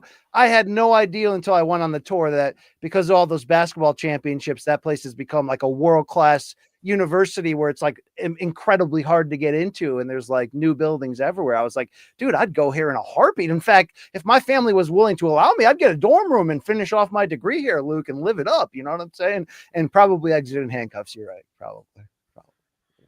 Okay. Yeah. I mean, it turned awkward. Are we going to stay in this ditch or are we going to pull ourselves out? That's the question. Long Island Luke, why don't we bring you in here to talk as you so effortfully put in the updated UFC Apex weigh-in scenarios below. Can you tell us something about your life as the best boyfriend beyond the scope of combat or marijuana? See, you got my 2 vices there. I don't really know how to answer this. I do want to say on this card this weekend, possibly Rafael, I'm not sure. I think he is Brazilian. So Rafael Estevam missed weight by 4 pounds, 130 for his flyweight bout. There's also 4 fighters besides him still waiting to weigh in. So we'll see what happens with that. Guys, I don't got much going on. I'm also BC talking about starting a music podcast. Mine is still MMA focused, but I'm going to start an MMA trivia show. Ooh. And you guys are going to be on it. You don't know it yet, but you're going to be on it. Come in. Yeah, so that'll be fun. But outside of the MMA scope, man, I don't got much going on. I'm not going to. We need lives. I think we really need lives. You know? Luke, do you have passions in life? Yeah, of course I do. I mean, you are exercising those. The Luke Thomas political podcast is on fire. Am I wrong? It's doing much better than I expected. I can certainly say that. All right. Okay. You know what I'm thinking of doing? Because my kids have inspired me with their incredible success in cross country and track. And, you know, Luke, I did run cross country in high school. Let's not forget this. I'm thinking about getting back in aggressively to distance running. All right. Is that a euphemism for gay porn? No, I only do things all or nothing in my life. This is a repeated pattern of a lack of a balance. And you're going to blow guys at the truck stop? Hey, I'm not the one with a sore throat here. Okay. All right. These pipes are untouched, if you know what I'm saying, Luke. All right. There you go. Oh, you've choked down many a glizzy, you sore throat having bastard. Sucking I don't want to chili hear dogs. shit. Yeah. You know it. Yeah. You know, I guess it's good to have, you know, I mean, you know, you get so focused on the job. You know what I'm saying? Bro, like you have to have something you care about beyond this shit. You have to. Just for your own sanity, you know, as like a place to go to, you know what I mean? Yeah, especially once, if you're correct, the Ali Act passes and Turk-KO takes over all of combat. I'm going to need a lot of good hobbies outside there. You know, I'm going to be an empty nester in a year. My wife and I are going to have to figure out if we like each other. This is going to be wild, you know? Again, I mean, once she finds out you're back to blowing guys at the All right. Luke, your birthday's around the corner there. We'll be back in the studio. That's also partly why I'm doing the e-bike, because my wife was like, what am I supposed to get you for your birthday? And she would never buy me like an e-bike because, they're a little on the expensive side. So I told her, just, whatever you were going to buy, save it, throw it towards that, and I'll pay for the rest. But it's all related to my birthday, actually. Excellent. I just bought for my birthday. I bought myself new headphones for my record player and a new damping weight for my record player to keep those skips and scratches down. Luke, weigh that shit down. I don't have a record player. I need one. Yeah, I don't know. If I'm an all or nothing. If you're gonna go all in, then go all in. But I feel like you would buy a record player, put it on your shelf, and then never use it ever. Like that takeout food. Yes. There we go. All right, time. Those are our 5 topics for this week. Thank you for playing. Now we will close with 2 fan-inspired segments. And remember, if you want to reach this show, it's below. It's morningcombat@gmail.com. Mikey's on the other end of that porthole. Tell him, tell him that you said hi. Do not show him pictures of your nether regions here. We kick off with getting on the stand, so to speak. We speak into a microphone often. Sometimes we say the wrong thing, whether it was offensive, incorrect, or just plain stupid. That gives you the chance to tell us we was dead wrong. Dead wrong. All right, here we go. Dead wrong. First one from Antony. Antony says, oi, oi, donks. Gomez here. Is it Antony Gomez? Long time, first time, writing in from the Highlands of Scotland. Hey, at 1 hour and 47 minutes of Monday's show, Luke showed his ignorance when it comes to Europe when describing the toilet situation. He first said we don't use urinal cakes there, and then he said we put our toilet paper in a trash can. As a Spanish, Hungarian, British person who has lived in a few places in Europe, I can tell you that's dead wrong. We have plenty of urinal cakes here, and the only place in Europe seen toilet paper in a trash can was Greece, but I've seen it in plenty of places outside Europe, including North Africa and Southeast Asia. It literally happened in Portugal. There was multiple signs in multiple locations. This person is absolutely, I would go and bet on my fucking daughter, my house, and my mom's existence. Sir, you're so fucking wrong. It's painful to me. Okay, his name is Gomez, and he says you can Gomez says Google tells me it's pretty common in South America too. I expected more from such a credentialed toilet wrecker as yourself. That's Hope also to see the cake lady do a urinal cake video just for Luke real soon. Muchos abrazos de vuestro colegio Europo. It's going. Yeah, big hugs. He's wrong. You're just flatly wrong, sir. I mean, I had to do it in Turkey. I had to do it in Greece. And but Turkey's more Asia than Europe, right? It's in both. It is in both Asia and Europe. It actually splits between them. It's not every part of Portugal was like that. That's not what I'm saying. But there absolutely were parts where it was clearly mandated you had to do that. And also the urinal cake thing. Guys, do you think we are blind? Like, do you think we just don't notice these things? Oh, have you been to a place in Europe that had a urinal cake? Yes, but they are clearly much less common. It's just not nearly as common. You've got way more flies, and y'all put piss on top of piss on top of piss.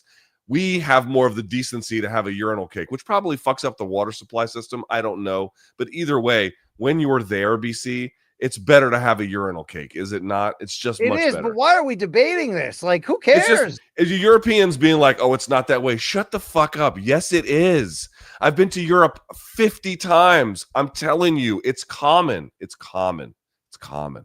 Not everywhere, Gomez? but it's common. Hey, Gomez, you better travel the globe more to get on Luke's level. He's also read about South America. You will see it there too. Yes. Breaking news from Long Island Luke at the UFC Apex weigh-ins. Tresean Gore missed weight at the middleweight limit by 3.5 pounds, 189.5. So. Oh yeah, and as you mentioned, Rafael Estevam at 130 already. Boy, these motherfuckers aren't missing weight; they're blowing right past it.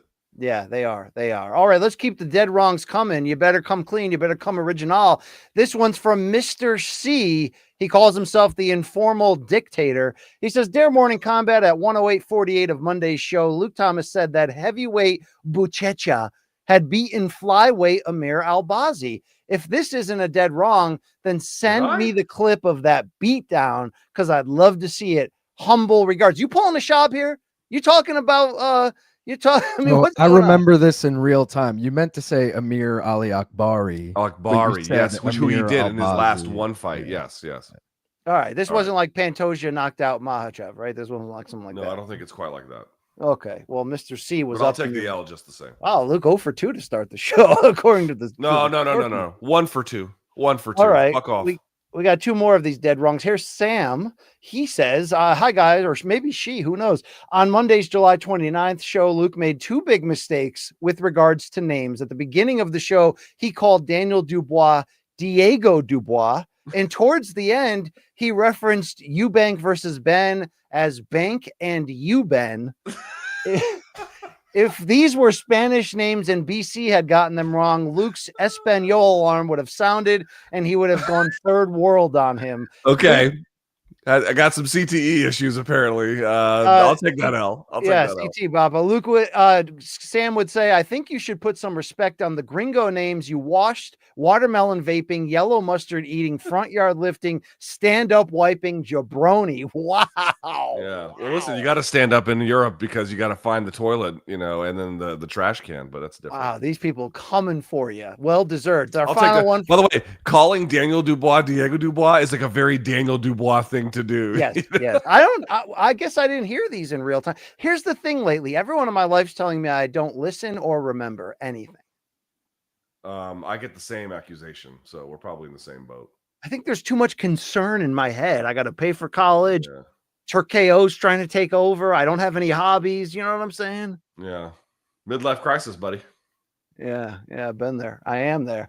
Let's go to Patrick. He says on Monday, July 14th, BC's room temperature IQ was on full display as he recounted Derek Lewis's accusation that Teixeira was talking shit in Brazilian. However, Brazilians speak Portuguese. Yeah. Always, thanks for the great content and go fuck yourselves, Fitzpatrick. Yes, I do understand that they speak Portuguese. Yes. By the way, in my town growing up, Naugatuck, Connecticut, which has a very, not as big as Danbury, Connecticut, but a very large Portuguese influence. They hated Brazilians, the Portuguese, in my town growing up.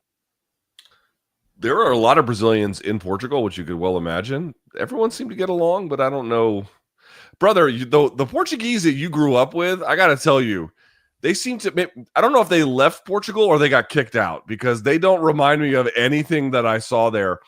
The Portuguese were friendly, smart, calm, sophisticated, friendly. I mean, everything you're telling me they were is the opposite of that.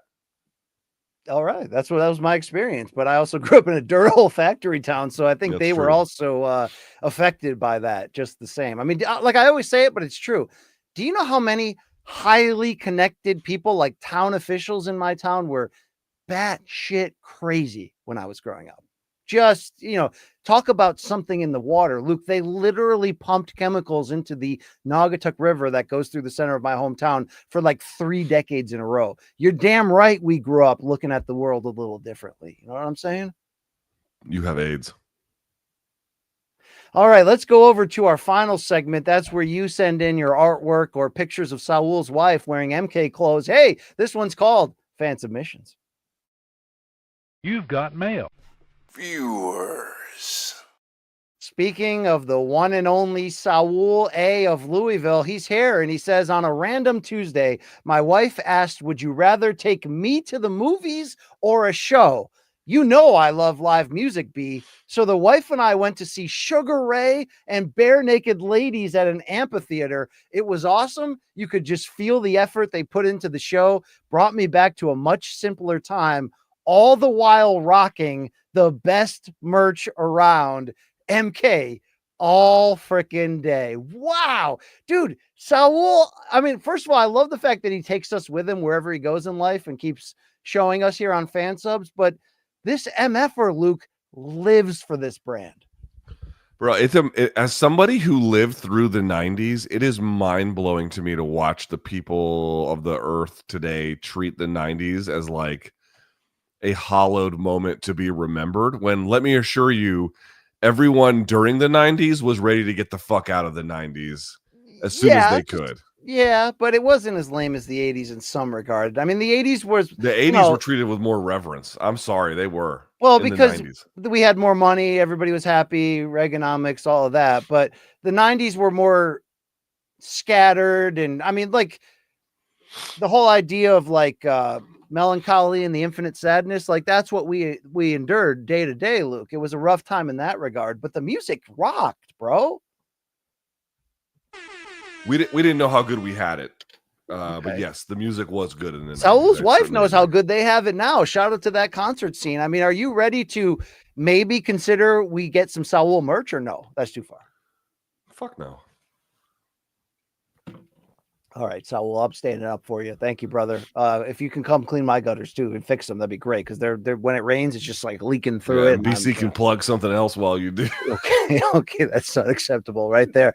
Our next fan sub comes from Christian. He says, "Hey MK, I am lucky that I live only a couple minutes from the Franz Hals Museum in Harlem. He was one of the most groundbreaking painters from the Dutch Golden Age. What puzzles me though is why and how did he manage to paint BC? Did BC find the flux capacitor? Luke, that don't look like me." It mostly doesn't. I could sort of see what they're getting at, but you definitely don't look like Dutch aristocracy. I can say that. All right. I mean, I have taken part in a Dutch oven at least once or twice, but I mean, that was it art? Was it art, Luke? You'll have to ask the females that were trapped. You know what I'm saying? Yeah, that's just, really weird. All right. Our next one's from RJ. I don't think it's our former merch guy though, Luke, but let's check out this photo. Hey, are we not allowed to have friends in this industry? I mean, come on. I mean, friends you want to have sex with? I don't know if that's exactly a friend. That is an incorrect rumor. I mean, Luke, finally we get Okamoto on the show and you're not there, you know? Yeah, you couldn't have been happier.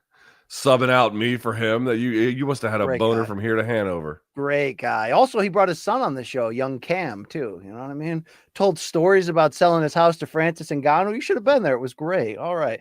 Hey, let's hear from Lazy Bed. We know that guy. He's from Just Bleed Radio. He says, "My guys, with all the controversy and cutbacks hitting the MMA world lately, I was pleasantly surprised to see MK is not only carrying on, but also gaining new sponsors for the program. Despite the show starting to resemble the UFC Octagon canvas, it's great to see you all finally finding products you can fully endorse. P.S. I made this just after lifting weights. Please grade me on a curve. It's Lazy Bed." Luke, what are you selling here? The Zentos, Pepto, and Cialis. I don't need the Cialis yet, but I'm sure that's inevitable. But I definitely need the Pepto and Zentos. 3 margaritas, 2 inappropriate texts, 1 dong dumbbell. Wow, that is great stuff. And look at that expression on your face, Luke. I'd buy anything from that man, right? Wow. All right. Also, let's hear from Jonas. He's got a photo. What do you got here, Jonas? Oh my God. Okay, this is endlessly disturbing. Oh my God. So that is for our listeners, for Aaron Bronstetter, who's listening only right now. This is Luke and the Cake Lady from France. Unlucky Luke and Cake Lady on their way to the honeymoon. It says "till death do us part" with the Twin Towers outside the plane window. Oh my God. I mean, this is the last show we're gonna do, right? Like, Dude. This is it. We peaked with Cake Lady 9/11 humor. Dude, this is my favorite fan sub ever. Like, if we can make I know we can't make a picture or poster out of this, but if you can, Long Island Luke, can I autograph this poster and we'll just sell it as is? I mean, this is so good, right? Yeah, we could do that. This is one of the best ones I've ever seen that they've had, especially for AI. Dude, we got to get Cake Lady on the show, but the only thing is we'll be setting her up to fail. Is that rude? Can I bring a crossbow? Imagine if she's like pulling out body parts. We're like, "Oh, we can't show nudity on there." And then she's like, you know what I mean? That'd be weird, right? You wanted to show her titties and then eat them? Is that what you're saying? I mean, it was an idea. I wasn't like sold with it. I'm not like, it doesn't have to be that, but okay. Hey, Wes says one like for if she wanted, you'd be like, yeah, no problem. If you can make a fully out of that cake. Hey, let's go to this thing from from Wes. He says 1 for BC. He'll get it. Oh wow. Hell yeah. Yeah, but you're not but your cats are not Yankees fans though, right? No, they're not. But since Reggie Jackson, my cat, is known as Mr. October, this is a Mr. Pawktober with Reggie wearing number 44 in Reggie Jackson's Yankees uniform. Dude, that is amazing, and I want that on a t-shirt. You can wear that while you hawk to Brett Okamoto. Okay. All right. I'd go back to Yankee Stadium and try to break my American League record for 8 glizzies outside the back door that time, right before I walked in. 8 consecutive glizzies, by the way. I'd do that with a Reggie Jackson shirt on. You got to believe that. Wow. Great stuff. One more from Sean, who says, I saw Luke's new sponsorship the other day in DT Vancouver. Is this real? Is this AI? So he's saying that this is the Granville Tobacconist. Is that a real business in Canada? Look at this sign. 24 hours. Hey, do you need a bong at 2:37 in the morning? We got you covered. And then, by the way, is it Vapoizers or isn't it Vaporizers? It should be Vapor, but they got snacks too. They got disposable vapes. Dude, you got to become the pitch man for them. I might have to sue them just to get some money for using my likeness, or just get product from them. I mean, that's not bad either. I don't know if the logo is real, but the place is real. I just googled it. It is a place in Vancouver. We'll have to ask Shaquille Maljoudi to check it out for us, our MK correspondent there in Vancouver. You talk to him. I don't want to have to follow the breadcrumb trail of text. You don't want to have to retweet him afterwards. By the way, you did a bit on his show and you said like really nice things about me. I don't deserve that, but thank you very much. I was just saying thank shit to say shit. Those are fan submissions. And a reminder, you can reach our show at morningcombat@gmail.com. You can complain, send ideas, tell Luke to F off, or give your fan subs and dead wrongs. And what else do we do? I don't know. Whatever. One final reminder, folks. All right. 2, actually. 1, that this fantastic episode of Morning Combat was brought to you by DraftKings. And of course, DraftKings, the crown is yours. And 2, August MK merch exclusives have hit. Whether you're looking for the MK Beavis and Butthead shirt, the Vaping is for Closer shirt, or the autographed Super Wash Dads poster, all 3 are here until they're gone for the month of August. Check it out right now at morningcombat.shop. We also have evergreen items there, including a new one, MK Boyfriend of the Year t-shirt, sponsored by Luke Nocita's relationship. So definitely some stuff to check out. As we say, buying MK merch is the best way you can support this show. The money goes directly to LT, LIL, and BC. So thank you very, very much. Luke, this wasn't quite the flu game, but similar to that time when you spent the night at Bacchus Hospital in Norwich, Connecticut, almost dying with Matt Snyder and I there in attendance, and then showed up the next day to do that Bellator interview roulette that we had. That was Jordan flu game like. Today, you just had a couple dongs in your throat. You had to clear it out, maybe gargle a little. No, back. It was the Charlo doubleheader pay-per-view. Was it? Mm-hmm.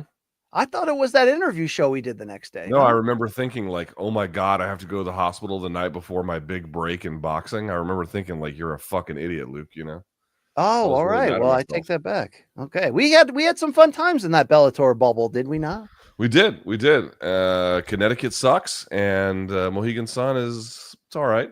It's all right, but that side of the state blows. Nobody goes there for any reason, Luke. I'm not sure which side of the state is great, but you've never been to my side of the state. There's the Connecticut River splits the state. On the west side is where it's happening. On the right side is people only go there for the casino. It's called the quiet corner of the state. No one goes there at all, Luke, ever. Yeah. Also me. I also won't go there. You know what I'm saying? Yeah. But that's where you went that time. Remember we went to that weird Bellator interview show in the basement of like that Motel 6? That was weird. It was cool because the whole floor smelled like pool chlorine. That was the show where I was drinking water and spit it all over myself over some ridiculous joke. All right. Thank you, folks, for watching today. We will be back Monday in studio in Manhattan, 11 a.m. Eastern time. You can follow us at the social handles below. Follow our extended YouTube channels. Also, like and subscribe. And I don't know what we're going to talk about on Monday, Luke, after we recap Tatsuro Taira against Hyun Sung Park.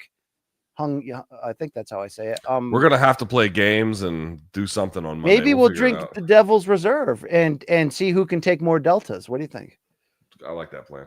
Yeah, I like that plan a lot too. For Luke Thomas, I want to also say thank you to Luke Nocita. Luke Nocita, do you have anything to say to the people? Join me tomorrow, UFC full card watch along, and join Gaff tonight. He's doing a PFL watch along. Big Fat Gene guy. One more round fights if you want to tune into Gaff's stream. Oh, love Gaff Pierre right there. A great guy. Have met him. Wonderful stuff. Luke Thomas, any nice messages you want to give to our fans, including Jay Paquette of Mount Unique fame? Love you all. Thank you so much for watching. We really appreciate it. But obviously, I've got to take an enormous dump, and the show has come to an end. All right. Shout out to the Just Bleed Radio guys, Brantendo, you know what I'm saying? Two Changs, all the boys. All right. We love you. Sandine, go buy another whore. I mean, that was out of line. I take that back. All right. That was great.